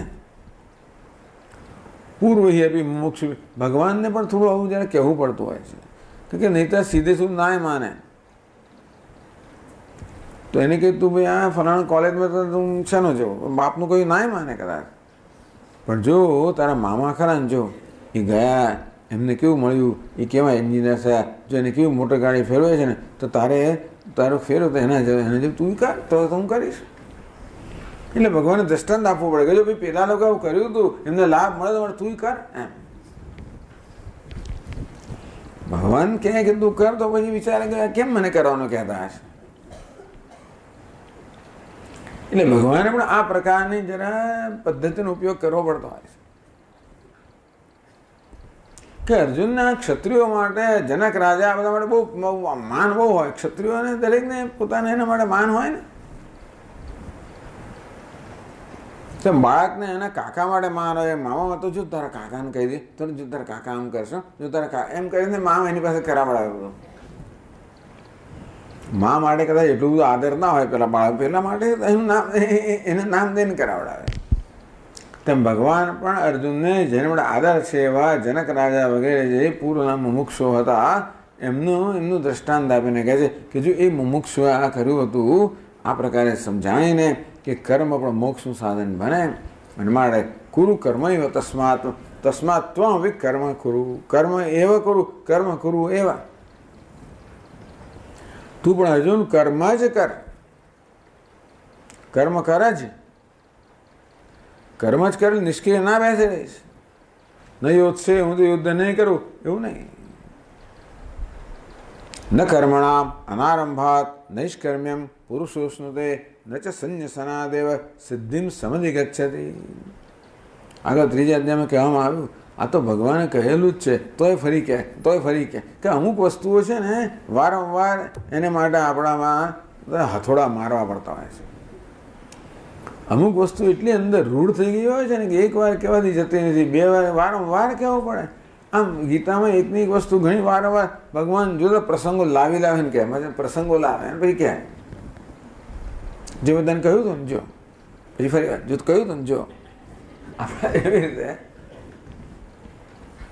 સંભળાતો હોય ને ઘણી વાર બધા કહ્યું હતું, જોયું ને શું થયું, જોયું ને શું થયું, ફરી વાર વારંવાર કે.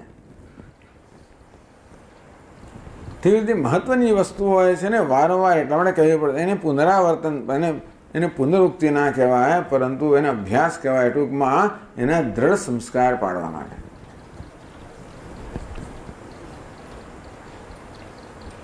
કુરુ કર્મ એવ તસ્માત, કારણ કે પૂર્વના મુમુક્ષોએ પણ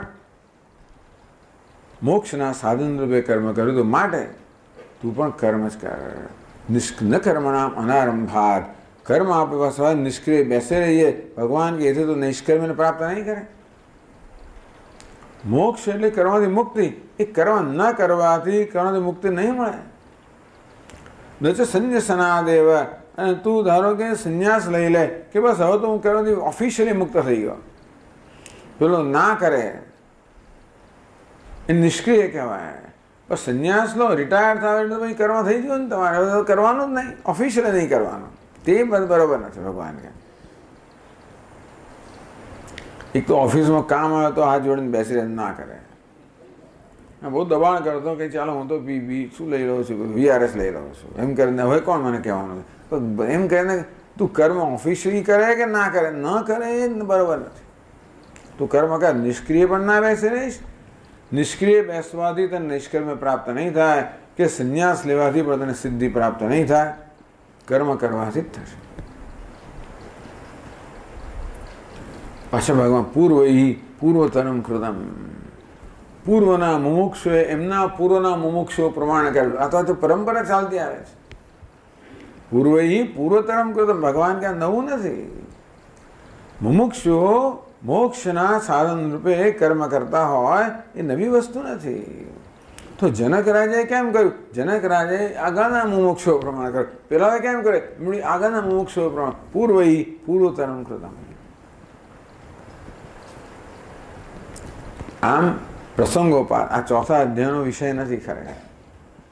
પ્રસંગોપાત ભગવાન આ પ્રકારે અર્જુનને એટલે જ્યારે સમય પ્રસંગ આવે ત્યારે કહી દે ખરા. અંદર જે હોય ને અંદર દાસતું એટલે બહાર નીકળી જાય કોઈને કોઈ રીતે.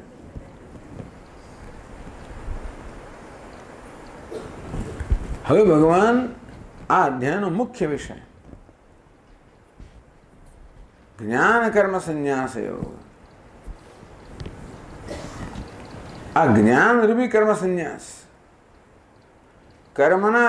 કર્મ આપણને જ્ઞાનનું સાધન પણ બને. તો કર્મ દ્વારા કેવી રીતે આત્માનું જ્ઞાન પ્રાપ્ત કરવું, આત્મજ્ઞાન કેમ પ્રાપ્ત કરવું? આ બીજા અધ્યાયમાં આત્મજ્ઞાનનો ઉપદેશ કરવામાં આવ્યો આત્મા અનાત્મ વિવેક દ્વારા. નૈનમ છિન્નંતિ શસ્ત્રાણી નૈનમ દહતિ પાવક વગેરે. ચોથા અધ્યાયમાં આત્મતત્વનો ઉપદેશ કરવામાં આવે છે કર્મના સંદર્ભમાં. એટલે પ્રસ્તાવના ભગવાન હવે આ 16મા શ્લોકમાં કરે છે. કિમ કર્મ કિમ કર્મેતિ, કિમ કર્મ કિમ કર્મેતિ, કવયોપ્યત્ર મોહિતાઃ, કવયોપ્યત્ર મોહિતાઃ, તત્તે કર્મ પ્રવક્ષ્યામિ, તત્તે કર્મ પ્રવક્ષ્યામિ, યજ્ઞાત્વા મોક્ષ્યસે શુભાત, યજ્ઞાત્વા મોક્ષ્યસે શુભાત.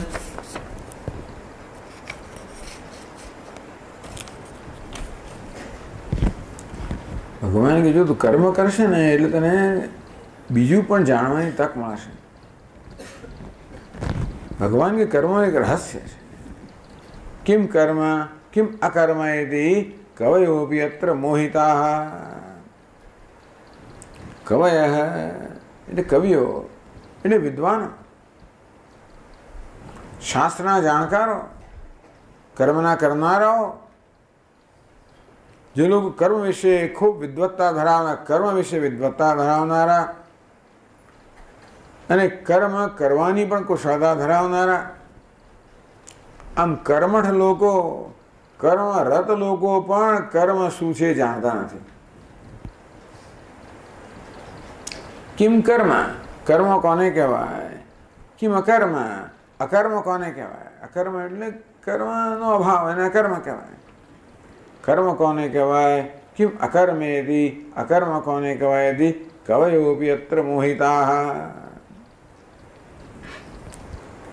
અહીંયા આગળ અત્ર કર્માદિ વિષય, આ કર્મ અકર્મ વગેરે વિષયની અંદર કવય મેધાવિન, મોટા મોટા વિદ્વાનો, પંડિતો જે કર્મના વિષય પર ઘણા પ્રવચનો આપી, કર્મના વિષયની બહુ સૂક્ષ્મ ચર્ચાઓ કરી છે. અગ્નિહોત્ર કર્મ વગેરે કેમ કરવું એની કેટલી બધી આંટી ઘૂંટી બધું જ જાણતા હોય. એ કર્મ કરવાની કુશળતા પણ ધરાવતા હોય. એ લોકો પણ ભગવાન કે કર્મ ખરા અર્થમાં કર્મ કોને કહેવાય, ખરા અર્થમાં અકર્મ કોને કહેવાય એ લોકો પણ જાણતા નથી. આમ કર્મમાં ડૂબી ગયેલા છતાં પણ કર્મનું ખરેખર રહસ્ય જાણતા નથી. તત્તે કર્મ પ્રવક્ષ્યામિ. ભગવાન કહે તેથી એ કર્મ વિશે હું તને સારી રીતે કહીશ. હવે તમે જે થોડી ઘણી સંધિના નિયમ જાણતો હોય જાણે તત્તે કર્મ એને બે રીતે સમજી છે. તત્તે કર્મ, તત્તે અકર્મ. અકર્મ હોય તો પણ એક આનો લોપ થાય તો તત્તે કર્મ અકર્મ પ્રવક્ષ્યામિ. હે અર્જુન, તને કર્મ અને અકર્મ બંને વિશે પ્રકર્ષેણ વક્ષ્યામિ, હું સારી રીતે કહીશ. ભગવાન શેને માટે કહેશો આપ મને કર્મ કોને કહેવાય અકર્મ કોને કહેવાય કહેશો? મેં તો પૂછ્યું શેને માટે કહેશો? યદ જ્ઞાત્વા મોક્ષસે અશુભાદ. હે અર્જુન, યદ જ્ઞાત્વા આ કર્મ અકર્મ વગેરેનું રહસ્ય જાણીને અશુભાત મોક્ષસે તો અશુભમાંથી સંસારમાંથી મુક્ત થઈ જઈશ. કર્મ વિશે જાણવાથી સંસારથી મુક્ત થઈ જઈશ.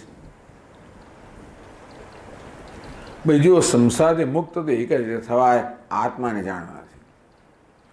તરતી શોકમ આત્મવિદ. ઉપનિષદ કહ્યું કે આત્મવિદ શોકમ તરતી. આત્માનું જેને જ્ઞાન છે એ શોકને તરી જાય છે. આ કર્મના જ્ઞાનથી શોકને મેં તો સાંભળ્યું તો કોઈ દિવસ. કર્મને જાણવાથી શોકથી તરી જવાય. અશુભ એટલે શોક, બીજું શું? આપણે અશુભ કોને કે ઉપર પેલા પુષ્કરમાં પેલા અશુભ લખાઈને આવતું હતું. ક્યાં લખાઈને આવે ખબર છે?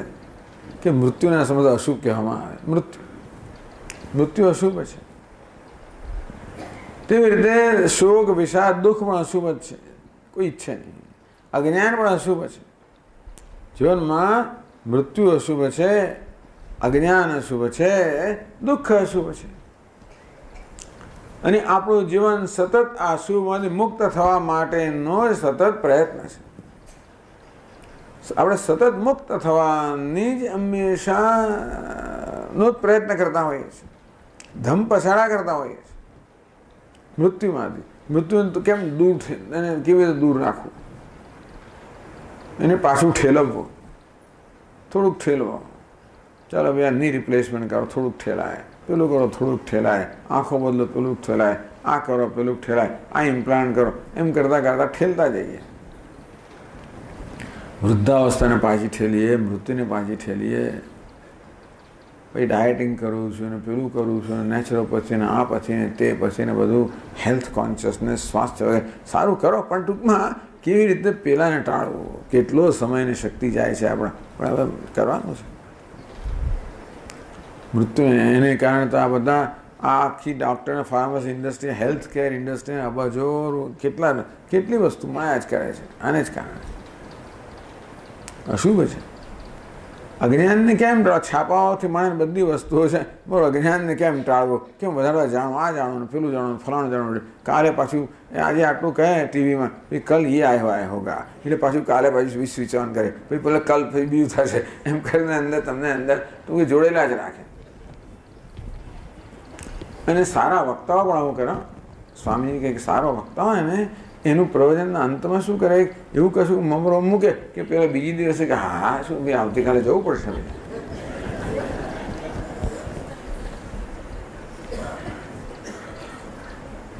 એક જિજ્ઞાસા છે, જાણવાની ઈચ્છા છે. અજ્ઞાન હું સહન ના કરી શકું, હું મૂર્ખ છું, મૂર્ખતા સહન ના કરી શકું.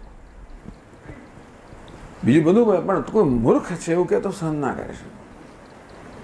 મૂર્ખતા કહો, અજ્ઞાન કહો, સહન ના કરી શકે. એમાંથી મુક્ત થવાનો સતત પ્રયત્ન, તે દુઃખથી મુક્ત થવાનો પ્રયત્ન. બહુ અશુભ છે. મૃત્યુ પણ અશુભ છે, દુઃખ પણ અશુભ છે, અજ્ઞાન પણ અશુભ છે. મોક્ષ છે અશુભાત. તું હે અર્જુન સતત આને માટે પ્રયત્ન કરી રહ્યો છે, ધમ પછાડા કરી રહ્યો છે કે કેમ આથી મુક્ત થવું. જો તને સીધો ઉપાય બતાવું, આ જાણવાથી તું આમાંથી મુક્ત થઈ જશે. વન સ્ટ્રોક, એક જ સ્ટ્રોકથી. માત્ર કર્મને જાણ, આત્માને જાણવાથી, ભલે ભગવાન કે કર્મને જાણવાથી, એ કર્મ રસ એટલે આત્મા જ કહે છે છેવટે. હું તમને કહી દઉં છું અત્યારથી, આમ આગળ બહાર ના પાડી દઉં છું, પણ છતાં કર્મ એવું જ રહસ્ય કહે છે. કર્મને જાણવાથી નહીં, કર્મ હોય એટલે કર્મ કરનાર, કર્મ હોય એટલે કર્મ ક્યારે થાય? કર્મ કરનાર હોય ત્યારે, કરતા હોય ત્યારે ને. કરતા એટલે કર્મ કરનાર. આમ કર્મને ક્યારે જાણી શકીએ? કર્તાને જાણીએ ત્યારે. કર્મ કરનાર છેવટે જાણીએ ક્યારે? એનું સ્વરૂપ આત્મા જેવું જાણીએ ત્યારે. કર્મને જાણવું એટલે કર્તાને જાણવો, કર્તાને જાણવું એટલે આત્માને જાણવો. એ જ્ઞાત્વા મોક્ષ છે અશુભાત.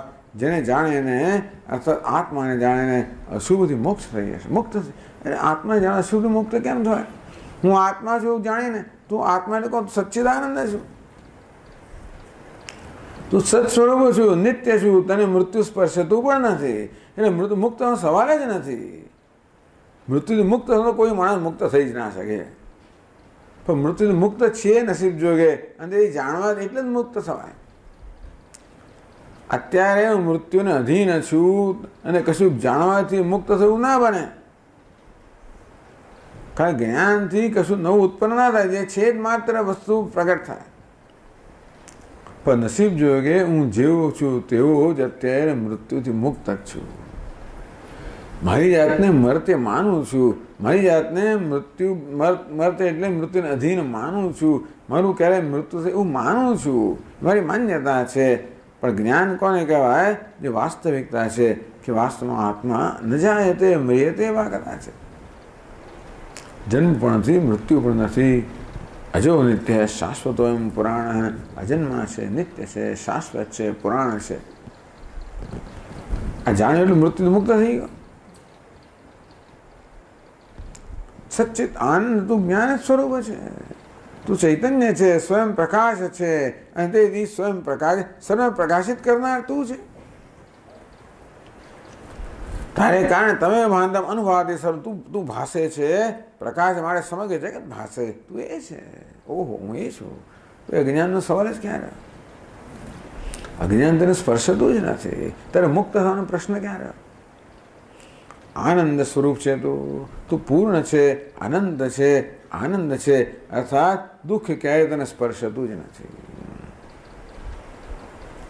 આ અશુભ કહો, આ મૃત્યુ, અજ્ઞાન, દુઃખ કહો, આ સંસાર કહો, એ ક્યારે આત્મામાં છે જ નહીં. એ તો આપણે આપણા પર લાદેલો છે, અધ્યારોપિત કરેલો છે.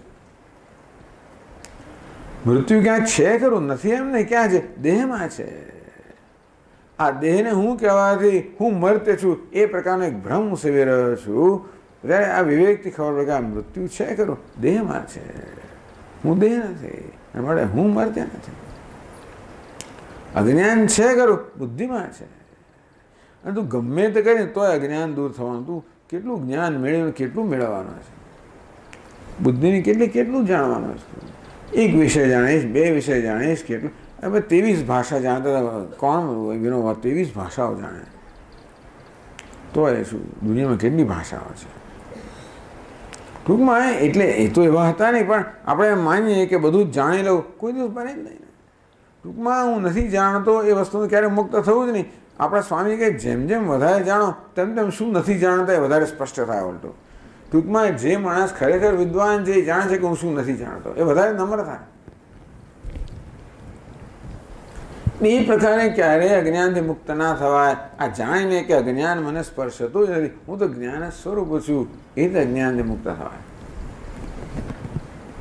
તું પૂર્ણ છે, અનંત છે, દુઃખ તને સ્પર્શતું જ નથી, એ જાણવાથી દુઃખથી મુક્ત થાય. આમ અજ્ઞાન બુદ્ધિમાં છે, એ બુદ્ધિમાં અહંભાવ કરવાને કારણે તું તારી રીતે અજ્ઞાની માને છે, આવો ભ્રમ સેવે છે. દુઃખ છે ખરું? અલ્પતામાં દુઃખ છે. અલ્પતા તો ઉપાધિમાં છે. એ અલ્પતા તાર પર આવો કરે હું અલ્પ છું એમ કહીને તો દુઃખી થાય છે. વાસ્તવમાં તો અલ્પ નથી, તું પૂર્ણ છે. સત્યમ જ્ઞાનમ અનંતમ બ્રહ્મ, તું સત્ય સ્વરૂપ છે, જ્ઞાન સ્વરૂપ છે, અનંત સ્વરૂપ છે, આનંદ સ્વરૂપ છે. એ જાણીને તું અશુભમાંથી, સંસારથી, મૃત્યુથી, અજ્ઞાનથી, દુઃખથી મુક્ત થશે. ભગવાન કર્મના સંદર્ભમાં આત્મતત્વનો ઉપદેશ કરે. ટૂંકમાં યજ્ઞાત્વા મોક્ષસે અશુભાય. મારે જ કર્મવાળી શું જાણવાનું છે? આ તો આજે પહેલી વાર સાંભળ્યું કે કર્મને જાણવાની જરૂર છે. તમે કર્મનું પછી પ્રવચન આપશો, કર્મ હું જાણવાનું છું. બોલવું એટલે કર્મ, અને ચાલવું એટલે કર્મ, અને ખાવું એટલે કર્મ, અને પીવું એટલે કર્મ, અને કર્મની ચેષ્ટા એટલે કર્મ. એમાં શું મોટી વસ્તુ છે? ભગવાન કે એમ ના માનીશ ભાઈ, તો એથી વધારે છે કંઈક કર્મ. એનું બીજું ડાયમેન્શન છે. એ તો ખરું, તું કર્મ વિશે એક અંશને જાણે છે, પણ કર્મનો બીજો પણ એક અંશ છે. અંગ્રેજીમાં બીજું ડાયમેન્શન પણ છે. એ થાય હજી એ તું જાણતો નથી. એટલે ભગવાન 17મા શ્લોકમાં કહે છે कर्मणो ह्यपि बोद्धव्यम् बोद्धव्यं च विकर्मणः बोद्धव्यं च विकर्मणः अकर्मणश्च बोद्धव्यम् कर्मणश्च बोद्धव्यं गहना कर्मणो गतिः गहना कर्मणो गतिः बोद्धव्यम એટલે કે જાણવું જોઈએ. બોद्धવ્યમ કર્મણઃ ભી બોद्धव्यम કર્મ વિશે પણ જાણવું જોઈએ. કર્મ વિશે જાણવાનું છે, બોद्धव्य છે, જાણવા યોગ્ય છે, જાણવું જરૂરી છે. હે અર્જુન, કર્મ વિશે પણ જાણવાની જરૂર છે.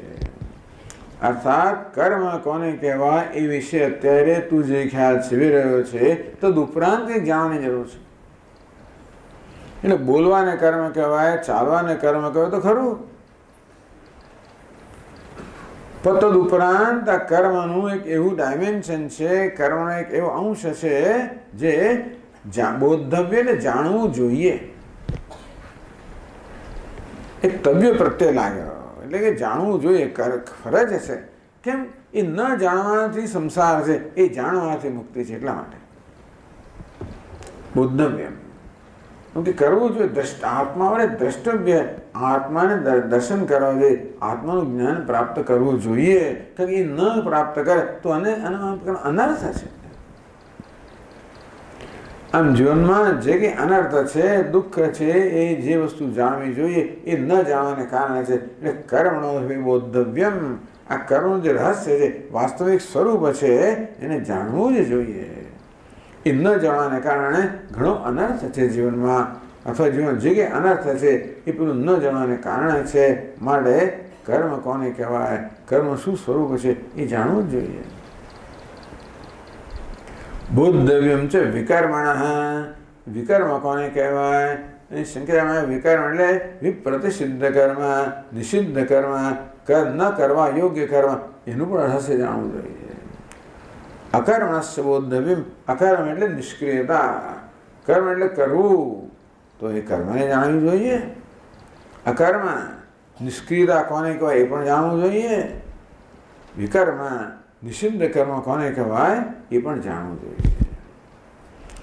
બધા વિશે બોद्धવ્યમ જાણવા યોગ્ય વસ્તુ છે. ટૂંકમાં આ બધા વિશે તું જે નથી જાણતો એ જાણવાની જરૂર છે. તારી તો તું જાણે છે. અકર્મ કોને કહેવાય? કર્મ વિશે જાત જાતના ખ્યાલ છે. કોઈ કર્મ ન કરવું એના અકર્મ એવું જાણનાર, એવું કહેનાર કોઈ છે. કોઈ કે કર્મનો સંન્યાસ લેવો એટલે અકર્મ એવું કહેનાર કોઈ છે. કર્મ એટલે શાસ્ત્રમાં જેનું વિધાન કરવામાં આવેલું એ કર્મ કરો નામ કર્મ, અને એ કર્મ ન કરો નામ અકર્મ, એવું એક અભિપ્રાય. શાસ્ત્રમાં કહેવાનું એ કર્મ એટલે કર્મ, એનો સંન્યાસ એટલે અકર્મ, બીજો અભિપ્રાય છે. અથવા કશું પણ કરવું નામ કર્મ, નિષ્ક્રિયતા નામ કર્મ, એવો પણ અભિપ્રાય છે. આ બધા તો કર્મનો કવયો અપી મોહિતા, આ વિદ્વાનો આવો અભિપ્રાય ધરાવે છે, પણ કર્મના વિષયમાં એ લોકો પણ મોહિત છે, મૂળ છે, ભ્રમ ધરાવનારા છે. અંતેથી અકર્મ, વિકર્મ આ બધાનું રહસ્ય શું છે એ જાણવું જોઈએ. કેમ જાણવું જોઈએ? ગહના કર્મણો ગતિ, આવું જાણેલી વસ્તુ છે. ગહના કર્મણો ગતિ, કર્મની ગતિ અર્થાત કર્મ સ્વરૂપ ગહન છે. એ સપાટી પર તને જણાયું નથી. એટલા જ માટે કર્મ વિશે આપણા મનમાં ખ્યાલો છે, ભ્રમ ધરાવીએ છીએ. આપણે કર્મ કોને કહેવાય એના વિશે ભ્રમ ધરાવતા હોવાને કારણે એ વસ્તુ ગહન છે. ગહના કર્મણો ગતિ, કર્મન કી ગતિ ન્યારી. ઉદ્ધવ કર્મન કી ગતિ ન્યારી, કે સંતો કર્મની ગતિ ન્યારી છે. કેમ? તો જોને ભગવાને કોયલને બનાવી, કેવો સુંદર મીઠો અવાજ આપ્યો અને એને રંગકળો આપ્યો. આવી રીતે આ કર્મની ગતિ કે કર્મનું શું ફળ મળે, કયા કર્મથી શું પરિણામ આવે, અથવા કોણે શું કર્મ કર્યું છે, એના પરિણામ શું થયું, એ કોઈ કહી શકે એમ નથી. એ જ્યારે કે ને કર્મ નક્કી ગતિ એટલે કર્મ ફળની ગતિ ન્યારી છે એવું કહે છે ત્યાં. ભગવાન એવું નથી કહેતા કર્મની ગતિ ન્યારી છે. ગહના કર્મનો ગતિ, આ કર્મની ગતિ, કર્મનું સ્વરૂપ ગહન છે. માત્ર કર્મ બોલવું એટલે કર્મ છે એવું નહીં, એનું સ્વરૂપ ગહન છે. આપણે જેને કર્મ કહીએ છીએ એનું સ્વરૂપ ગહન છે. કેવું ગહન છે? 18મા શ્લોકમાં કહે છે, કર્મણ્ય કર્મયઃ પશ્યેત કર્મયઃ પશ્યેત અકર્મણિ ચ કર્મયઃ અકર્મણિ ચ કર્મયઃ સબુદ્ધિમાન મનુષ્યેષુ સબુદ્ધિમાન મનુષ્યેષુ સંયુક્તઃ કૃત્સ્ન કર્મ કૃત સંયુક્તઃ કૃત્સ્ન કર્મ કૃત. આ શ્લોક ભગવાન કર્મનું રહસ્ય સમજાવે છે. ગહના કર્મણો ગતિ, ગતિ એટલે સ્વરૂપ. આ કર્મ સ્વરૂપ ગહન છે. હે અર્જુનનું રહસ્ય છે. કવયો પ્યત્ર મોહિતા, કર્મ કોને કહેવાય એ વિષયની અંદર આ કવિઓ મેધાવીન અથવા તો અત્યંત વિદ્વાન માણસ છે એ પણ મોહિત છે, અર્થાત અનેક પ્રકારના ભ્રમ ધરાવનારા છે. સબુદ્ધિમાન, આ કર્મનું જે સ્વરૂપ જાણે ભગવાન એ બુદ્ધિમાન છે. સંયુક્ત એ જ યોગી છે. કૃષ્ણ કર્મ એ જ કૃતકૃત્ય છે. બોલો, કર્મના સ્વરૂપને જાણવાથી માણસ સાચા બુદ્ધિમાન બને, યોગી બને અને કૃતકૃત્ય બને. એ તદ્બુદ્ધ્વા બુદ્ધિમાન સ્યાત કૃતકૃત્યશ્ચ ભારત. 15મા અધ્યાયમાં ભગવાન કે આ જ્ઞાન પ્રાપ્ત કરીને મનુષ્ય સાચા અર્થમાં બુદ્ધિમાન બને અને કૃતકૃત્ય બને. કૃતકૃત્ય કોને કહેવાય? કૃષ્ણ કર્મ કૃત અથવા કૃતકૃત્ય. કૃષ્ણ કર્મ સર્વ કર્મ, એને સર્વ કર્મ કરી નાખ્યા છે જીવનમાં. બધું જ કરતા બધું જ કામ કરી નાખ્યા, પૂરું છે. બધું જ કામ પૂરું થઈ ગયું જીવનનું, બધું જ કામ બને નહીં. પણ ધારો કે એવું થાય તો બધું થઈ ગયું સ્વામી, કંઈ બાકી નથી. તો આપણે સાંજે કહીએ કે સર બધું પતું, બીજા સવારમાં તૈયાર જ આપણા માટે, પણ બધું જ થઈ ગયું, કંઈ કરવાનું બાકી જ નથી. એ કોઈ કર્મના સંદર્ભમાં નથી, પણ આપણને એવો સંતોષ થાય કે બસ જીવનમાં સ્વામી કરવાનું બધું કરી લીધું, પામવાનું બધું પામી લીધું, જાણવાનું જાણી લીધું, કરવાનું કરી લીધું, અને એવી કૃતાર્થતા, કૃતકૃત્યતા, એને કહેવાય મોક્ષ. કશું બાકી નથી, કોઈ અસંતોષ નથી. એને કૃતકૃત્ય કોને કહેવાય? જેને કશું કરવાનું બાકી નથી. આપણે શેને કરતા હોઈએ છીએ? કંઈક સુખ કે સંતોષ મેળવવા કરતા હોઈએ છીએ, પણ જેને સુખ સંતોષ મેળવવાનું નથી, જેને પૂર્ણ સુખ સંતોષ મળી ગયો, આત્મકામ આપ્ત કામ, જેની બધી કામનાઓ પૂર્ણ થઈ ગઈ, એટલે કે કામનાઓ પૂર્ણ થાય, જે પ્રકારનો સંતોષ પ્રાપ્ત થાય એવો સંતોષ એને પ્રાપ્ત થઈ ગયો. એને કોઈ અસંતોષ નથી, કોઈ ઈચ્છા નથી, પણ કંઈ કરવાનું નથી. કૃતકૃત્ય એ કરે તો એ કૃતકૃત્ય છે. કૃતકૃત્ય કશું ના કરે એવું નહીં, પણ એને કોઈ કરવાની જાણે ફરજ નથી. આપણે તો કરીએ છીએ ને, કરવાની પાછળ એક પ્રકારની અસહાયતા છે, એક પ્રકારની વિવશતા છે કે કરવું જ પડે. શું કરી ના કરે તો ક્યાં જઈએ? કરવું જ પડે. પણ એ વિવશતાથી મુક્ત. કૃતકૃત્ય એટલે કર્મ કરવાની જરૂરિયાતથી મુક્ત. એને ફાવે તો 1000 જાતનું કર્મ કરે, પણ એ સ્વતંત્રતાથી કરે. કરવું પડે, કર્યા વગર ના ચાલે, એ પ્રકારની પરતંત્ર વિવશતાથી નહીં. આમ સામે માણસ કર્મ કરે સુખ માટે, આ સુખમાંથી પ્રેરાઈને કર્મ કરે. આનંદ માટે કર્મ કરે, પેલો આનંદથી કર્મ કરે. હવે કૃતકૃત્ય આનંદ માટે કર્મ કરવાની જરૂર નથી. કદાચ કર્મ કરતો જણાય તો પણ આનંદથી કર્મ કરે. કૃતકૃત્ય મુક્ત. આ મુક્ત પુરુષનું વર્ણન થયું. બુદ્ધિમાન મનુષ્યેષુ સયુક્ત કૃષ્ણ કર્મકૃત. કોણ છે? જે કર્મ રહસ્ય જાણે. કયું રહસ્ય? કર્મણી અકર્મય પશ્ચેત. જે કર્મમાં અકર્મના દર્શન કરે છે. એ વળી શું? કર્મ અકર્મના દર્શન. કર્મ એટલે કરવું, અકર્મ ના કરવું. શું સમજીએ કે એની આંખોમાં ગડબડ થઈ જાય? શું થાય છે? એ દ્રષ્ટિ બદલાઈ જાય એટલે શું થાય? હલનચલન થાય તો એને સ્થિરતા દેખાય. એવું ચલનાત્મકમ કર્મ. ક્યાંક ચલન થાય, હલનચલન થાય, ગતિ થાય, એનું નામ કર્મ. કોઈ પણ ઇન્દ્રિય સ્તરે કર્મ, ક્યાંક કંઈ ગતિ થાય, ચલન થાય તો સ્વામીજી તમે બોલી રહ્યા છો એને તમે નથી બોલતો એવું દેખાય? જો ચાલી રહ્યો છે એમ નથી ચાલતો એવું દેખાય? એટલે એની આવી દ્રષ્ટિ તો બહુ તો ડૉક્ટર પાસે લઈ જવો. ચાલતો હોય ન ચાલતો દેખાતો ગડબડ થઈ જાય. આવું જ્ઞાન અમને ના જોઈએ ભાઈ. એવું નથી. દેખવાના બે રીતે છે. એક તો આંખોથી જોવાનું છે, બીજું બુદ્ધિથી જોવાનું છે. આંખોથી જે દેખાય પ્રતીતિ તો જે છે તે જ છે. એક છે પ્રતીતિ, બીજે દ્રષ્ટિ. પ્રતીતિ અને દ્રષ્ટિ. વિચાર કરો કે રંગમંચ પર એક અભિનેતા છે, એ ભિખારનો વેશ ભજવી રહ્યો છે.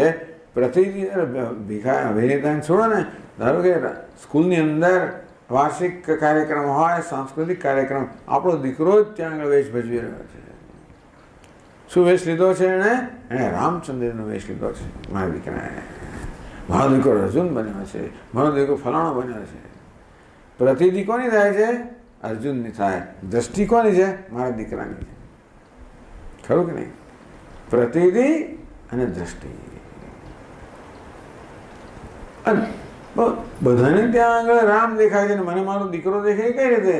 એટલે કે રામ જે છે ને એનો બાધ થઈ ગયો મારા મનમાં, અને એને ત્યાં જે વાસ્તવિકતા છે એ રામ બે અંશ રહ્યા. એક સત્ય અંશ છે, બીજો મિથ્યા અંશ છે. એક વેશ છે એનો બાધ થઈ ગયો, અને જે સત્ય અંશ છે એના દર્શન થવા, એનું નામ છે દ્રષ્ટિ. પ્રતિક્રિયા જ્ઞાની પુરુષને આવી જ થાય જેવી આપણને થાય, અને પોતાના વિશે હું બોલું ચાલુ બધું થાય. પણ દ્રષ્ટિ કેવી? નૈવ કિંચિત કરોમીતિ યુક્તો મન્યેત તત્વવિદ પશ્યન શૃણ્વન સ્પૃશન જિગ્રન અશ્નન ગચ્છન સ્વપન. 5મા અધ્યાયમાં કહે છે ભગવાન, પશ્યન શૃણ્વન સ્પૃશન જિગ્રન. પશ્યન જુએ છે, શૃણ્વન સાંભળે છે, સ્પર્શ કરે છે, ગંધ લે છે, બોલે છે, ચાલે છે, ખાય છે, પીએ છે, સૂએ છે, બેઠે છે, બધું જ કરે છે. અને હું કંઈ કરતો નથી. શું કરે? એ કહે છે હું કંઈ એટલે પણ બોલવાનું કામ તો કરે છે, હું કંઈ કરતો નથી. કર્મ કર્યો ત્યારે કહે છે કે હું નથી કરતો. એ કોણ કરે છે? ઇન્દ્રિયાણી ઇન્દ્રિયાર્થેષુ વર્તન્તે ઇતિ ધારયન્ન. હું કંઈ કર્મ કરતો નથી. આ ઇન્દ્રિયો પોતાના વિષયની અંદર વ્યવહાર કરે છે. તો તમે શું કર્યું? નૈવ કિંચિત કરોમિતિ. આ બધું કર્મ ચાલી રહ્યો છે, હું કાંઈ કરતો નથી. હું કોણ છું? હું ચૈતન્ય છું. આ સચ્ચિદાનંદ છું, અકર્તા છું, નિષ્ક્રિય છું, અકર્તા છું, નિર્વિકાર છું, માત્ર સન્નિધિ માત્ર છું. ત્યાં ભગવાન આપણે સરખા છે. એ રીતે ભગવાન કહે કે સમગ્ર જગતનું સર્જન પાલન લય કરવા સર્વ કર્મ છે મારી સન્નિધિમાં થાય. મારી પ્રકૃતિ બધું કરે, હું કંઈ કરતો નથી. તો જ્ઞાની પુરુષ કે હું કંઈ કરતો નથી, મારી પ્રકૃતિ બધું કરે છે. મારી આંખો જુએ છે, હું નથી જોતો. મારા કાન સાંભળે છે, હું નથી સાંભળતો. મારી વાણી બોલે છે, હું નથી બોલતો. આ પગ ચાલે છે, હું નથી ચાલતો. તો આપણે ચાલીએ છીએ ને નથી ચાલતું એવું છે? ના ના, આપણે ચાલતા નથી, પણ આપણે માનીએ છીએ કે આપણે ચાલીએ છીએ. કોણ ચાલે છે? પગ ચાલે છે. હું શું કરું? હું ચાલું છું. આમ બંધ બેસતી પાઘડી બધી પહેરી લેવી, એવી રીતે પગ ચાલે, હું કહું હું ચાલું છું. વાણી બોલે, હું કહું છું હું બોલું છું. મન વિચારે, હું વિચારું છું. પ્રાણનેવ પ્રાણા ભવતિ વદન વાક પશ્યન ચક્ષુ શૃણ્વન શ્રોત્રમ મનવાનો મનઃ. આ વાણી બોલે ત્યારે માણસ કે હું વક્તા છું, કાન સાંભળે ત્યારે કે હું શ્રોતા છું, આંખો જોઈએ ત્યારે કે હું દ્રષ્ટા છું, મન વિચારે કે હું મનન કરનાર છું. આ તો બધું શું થયું? બંધ બેસતી પાઘડી કરે છે પેલો અને કહું છું કે હું કરું છું. શકરનો ભાર જેમાં શ્વાન તાણે. આ શકરનો ભાર કોણ તાણે છે? પેલો બળદ તાણે છે. નીચે કોતરું ચાલે છે, હું તાણું છું. પ્રકૃતિ ક્રિયમાણે ગુણ કર્માણે સર્વ. પ્રકૃતિના ગુણોથી, આ ઉપાધિથી, આ દેહ ઇન્દ્રિય મન બુદ્ધિ ઉપાધિ સર્વ કર્મ થઈ રહ્યા છે. કર્મ ત્યાં થાય જ્યાં આગળ વિકાર હોય. ઉપાધિમાં વિકાર છે એ જ કર્મ કરી શકે. આત્મા ચૈતન્ય નિર્વિકાર છે, મળે એ કર્મ કરતો નથી ને કરી શકતો નથી. એની માત્ર સન્નિધિ છે. આ હુંની સન્નિધિ છે.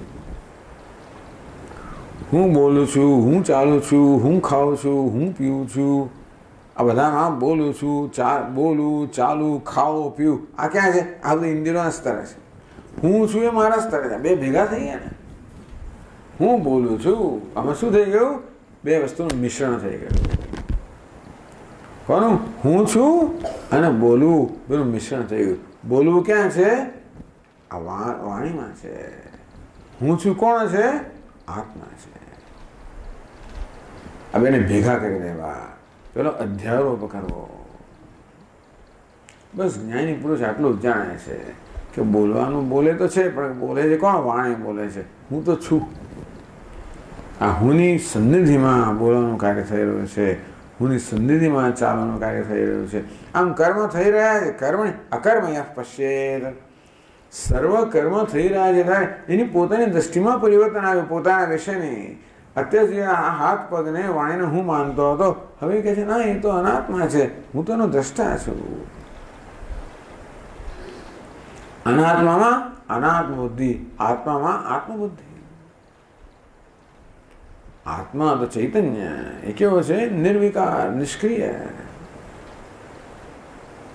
ના એમ હંત ન હંજતે, એ કોઈને હણતો પણ નથી, હણાતો પણ નથી. એમાં કર્તૃત્વ પણ નથી, ભોક્તૃત્વ પણ નથી.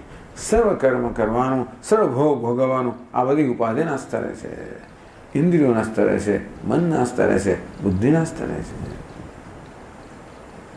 યઃ પશ્યેત. આવું જે જુએ છે, આવું જે જાણે છે, સબુદ્ધિમાન મનુષ્ય શું, એ જ માણસ ખરેખર પોતાની બુદ્ધિનો સદુપયોગ કરે. બધા ભગવાન બુદ્ધિ આને માટે આપી છે. પેલા માટે ખરી, દુનિયાવી જ્ઞાન માટે ખરી, બુદ્ધિનો ખરો ઉપયોગ કરો. તો કે જેને આ જ્ઞાન ધરાવે છે એ સાચા અર્થમાં બુદ્ધિમાન છે, એ સાચા અર્થમાં યોગી છે, એ જ કૃતકૃત્ય છે. એમ કરીને આ જ્ઞાન ધરાવનાર જ્ઞાની પુરુષને ભગવાન સ્તુતિ કરે. અકર્મણી જ કર્મય. બીજો માણસ હું કંઈ કરતો નથી, જે કર્મ અકર્મના દર્શન કરે છે, અર્થાત જ્યારે બોલવાનું, ચાલવાનું વગેરે કર્મ થઈ રહ્યા છે ત્યારે જે જુએ છે કે હું વાસ્તવમાં કર્મ કરતો નથી, મારી સન્નિધિમાં સર્વ કર્મ થઈ રહ્યા છે, આમ સર્વ કર્મ હું અકર્તા આત્મા છું, એ પ્રકારનાનું જ્ઞાન જે ધરાવે છે એ દર્શન જેની છે, દ્રષ્ટિ જેની છે. અકર્મણી જ કર્મય. બીજો માણસ કે હું કંઈ કરતો નથી, નિષ્ક્રિય બેસી રહ્યો છે. બીજો માણસ કશું કરતો, એક માણસ વિચારો બસ બરોબર હાથ પગ એના પદ્માસનમાં બેઠા, આંખો બંધ છે, બધું બંધ છે, એકદમ નિષ્ક્રિય સ્થિર થઈ ગયો છે. શું કહે? હું કંઈ કર્મ કરતો નથી. ભગવાન કંઈ કર્મ કરી રહ્યો છે. કારણ કે એવી કલ્પના કરો, એક મોટર કારમાં આપણે બેઠેલા છીએ, એક સ્લોપ છે, ઢાળા છે. હવે ત્યાં મોટરને મૂકી દો તો એની જાતે જ ચાલવા માંડે. ટૂંકમાં એની જાતે જ સરકે ને લપસે. મોટર તો ઢાળ પર એની જાતે જ ચાલે ને. તમારે ઢાળ વચ્ચે ઊભા રહેવું હોય તો શું કરવું પડે? મોટરમાં બેઠા છો, ઢાળ વચ્ચે ઊભા રહેવું તો શું કરવું પડે? બ્રેક મારવી પડે કે ના મારવી પડે? મારવી પડે. કારણ કે સરકવું એ મોટરનો સ્વભાવ છે. એની સ્વભાવથી તમારે રોકવી હોય તો તમારે બ્રેક મારવી, કર્મ કરવું પડે ને. તેવી રીતે સરકવું, બોલવું, અથવા કર્મ કરવું એ તો આ દેહનો, ઇન્દ્રિયોનો, મનનો સ્વભાવ જ છે. કારણ કે સ્વભાવથી એ કેવી છે? ચલનાત્મક છે, વિકારી છે. એ તો કર્યા જ કરવાની. અને તેથી તમારે કશું ન કરવું હોય તો એમને એમના સ્વભાવ વિરુદ્ધ રોકવી પડે. એટલે આંખોને બંધ રાખવી પડે, મનને રોકવું પડે, તો તમે એ નિષ્ક્રિય બની શકો. એ નિષ્ક્રિયતામાં કર્મ રહેલું કે નહીં. જેવી રીતે તમે ભલે એમ લાગે કે આ ગાડી ચલાવતો નથી, કશું કરતો નથી, પણ ખરેખર તો બ્રેક મારવાનું બી કર્મ કરી રહ્યો છે. એ નિષ્ક્રિયતામાં કર્મ રહેલું. તેવી રીતે હું ન બોલતો હોઉં, ન ચાલતો હોઉં, ન વિચારતો હોઉં, ઉપાધિનો સર્વ તમે ધારો કે સ્થગિત કરી નાખ્યો. ઉપાધિનો ધર્મ છે ચાલવું, અને હું ચાલવા દેતો નથી. એ મારે એ પ્રકારનું કર્મ કરવું પડે. નિષ્ક્રિયતા પણ જોઈએ છે કે ત્યાં પણ કર્તૃત્વ રહેલું છે. એટલે આત્મા છે તો કર્મ કરવું, ન કરવું બેનાથી મુક્ત છે. કરવું એ પણ ઉપાધિનો ધર્મ છે, ન કરવું એ પણ ઉપાધિનો ધર્મ છે. આત્મા કરવા અને ન કરવા બંનેથી મુક્ત છે. સબુદ્ધિમાન આ પ્રકારે જાણે છે એ બુદ્ધિમાન છે, યોગી છે, કૃતકૃત્ય છે. ભગવાનનો ગિયર બદલી નાખ્યો. હવે ભગવાન આ ગિયરમાં વાત કરશે. કર્મ દ્વારા જ્ઞાન. અને હવે પછી સુંદર શ્લોકોમાં ભગવાન બતાવે છે કે આ જ્ઞાન ધરાવ જ્ઞાની પુરુષ જે કર્મ કેવી રીતે કર્મ કરે છે. કર્મ કરવું છતાંય ન કરવું એટલે શું વગેરે નું સુંદર વર્ણન હવે પછીના શ્લોકોમાં આવે છે. હવે આપણે અત્યારે અહીંયા આગળ બંધ રાખશું અને પછી ભવિષ્યમાં એને ચાલુ રાખશું. હવે યાદ રાખવું પડશે બધાએ પાછું કે ક્યાં અટક્યા ને ક્યાંથી શરૂ કરવા.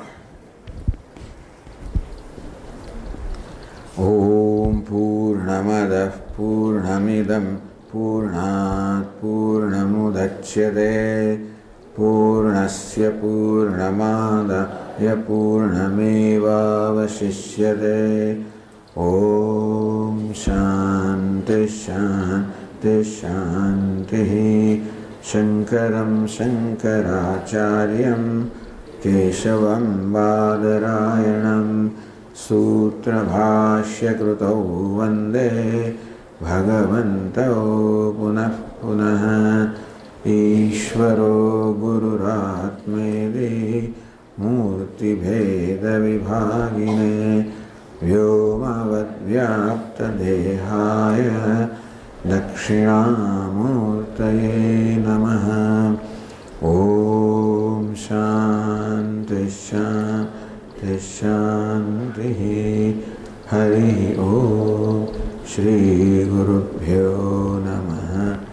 હરિ ઓમ.